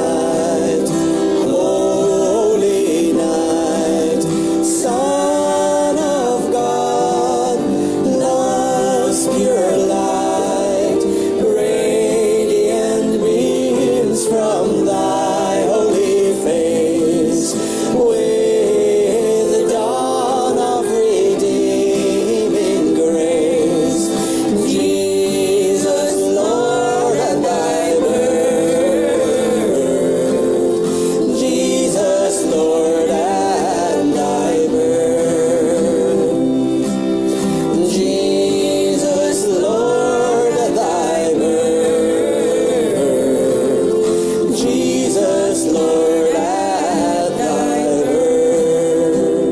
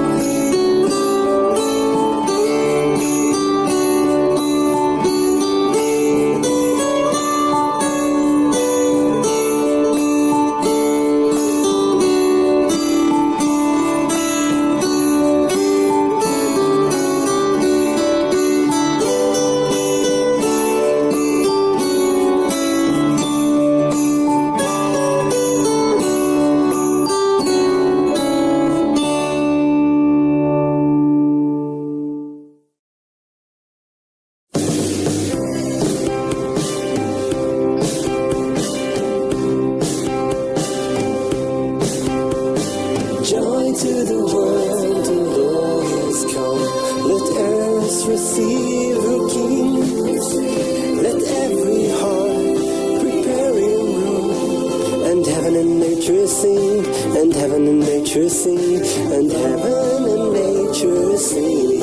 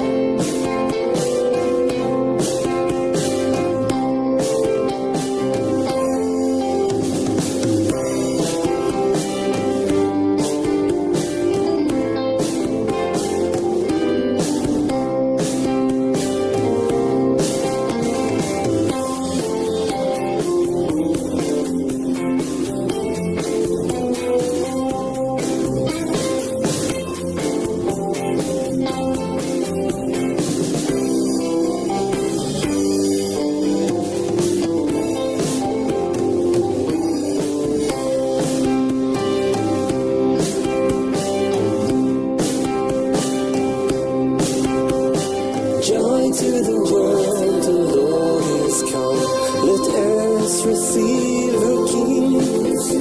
Let every heart prepare him room, and heaven and nature sing, and heaven and nature sing, and heaven and nature sing.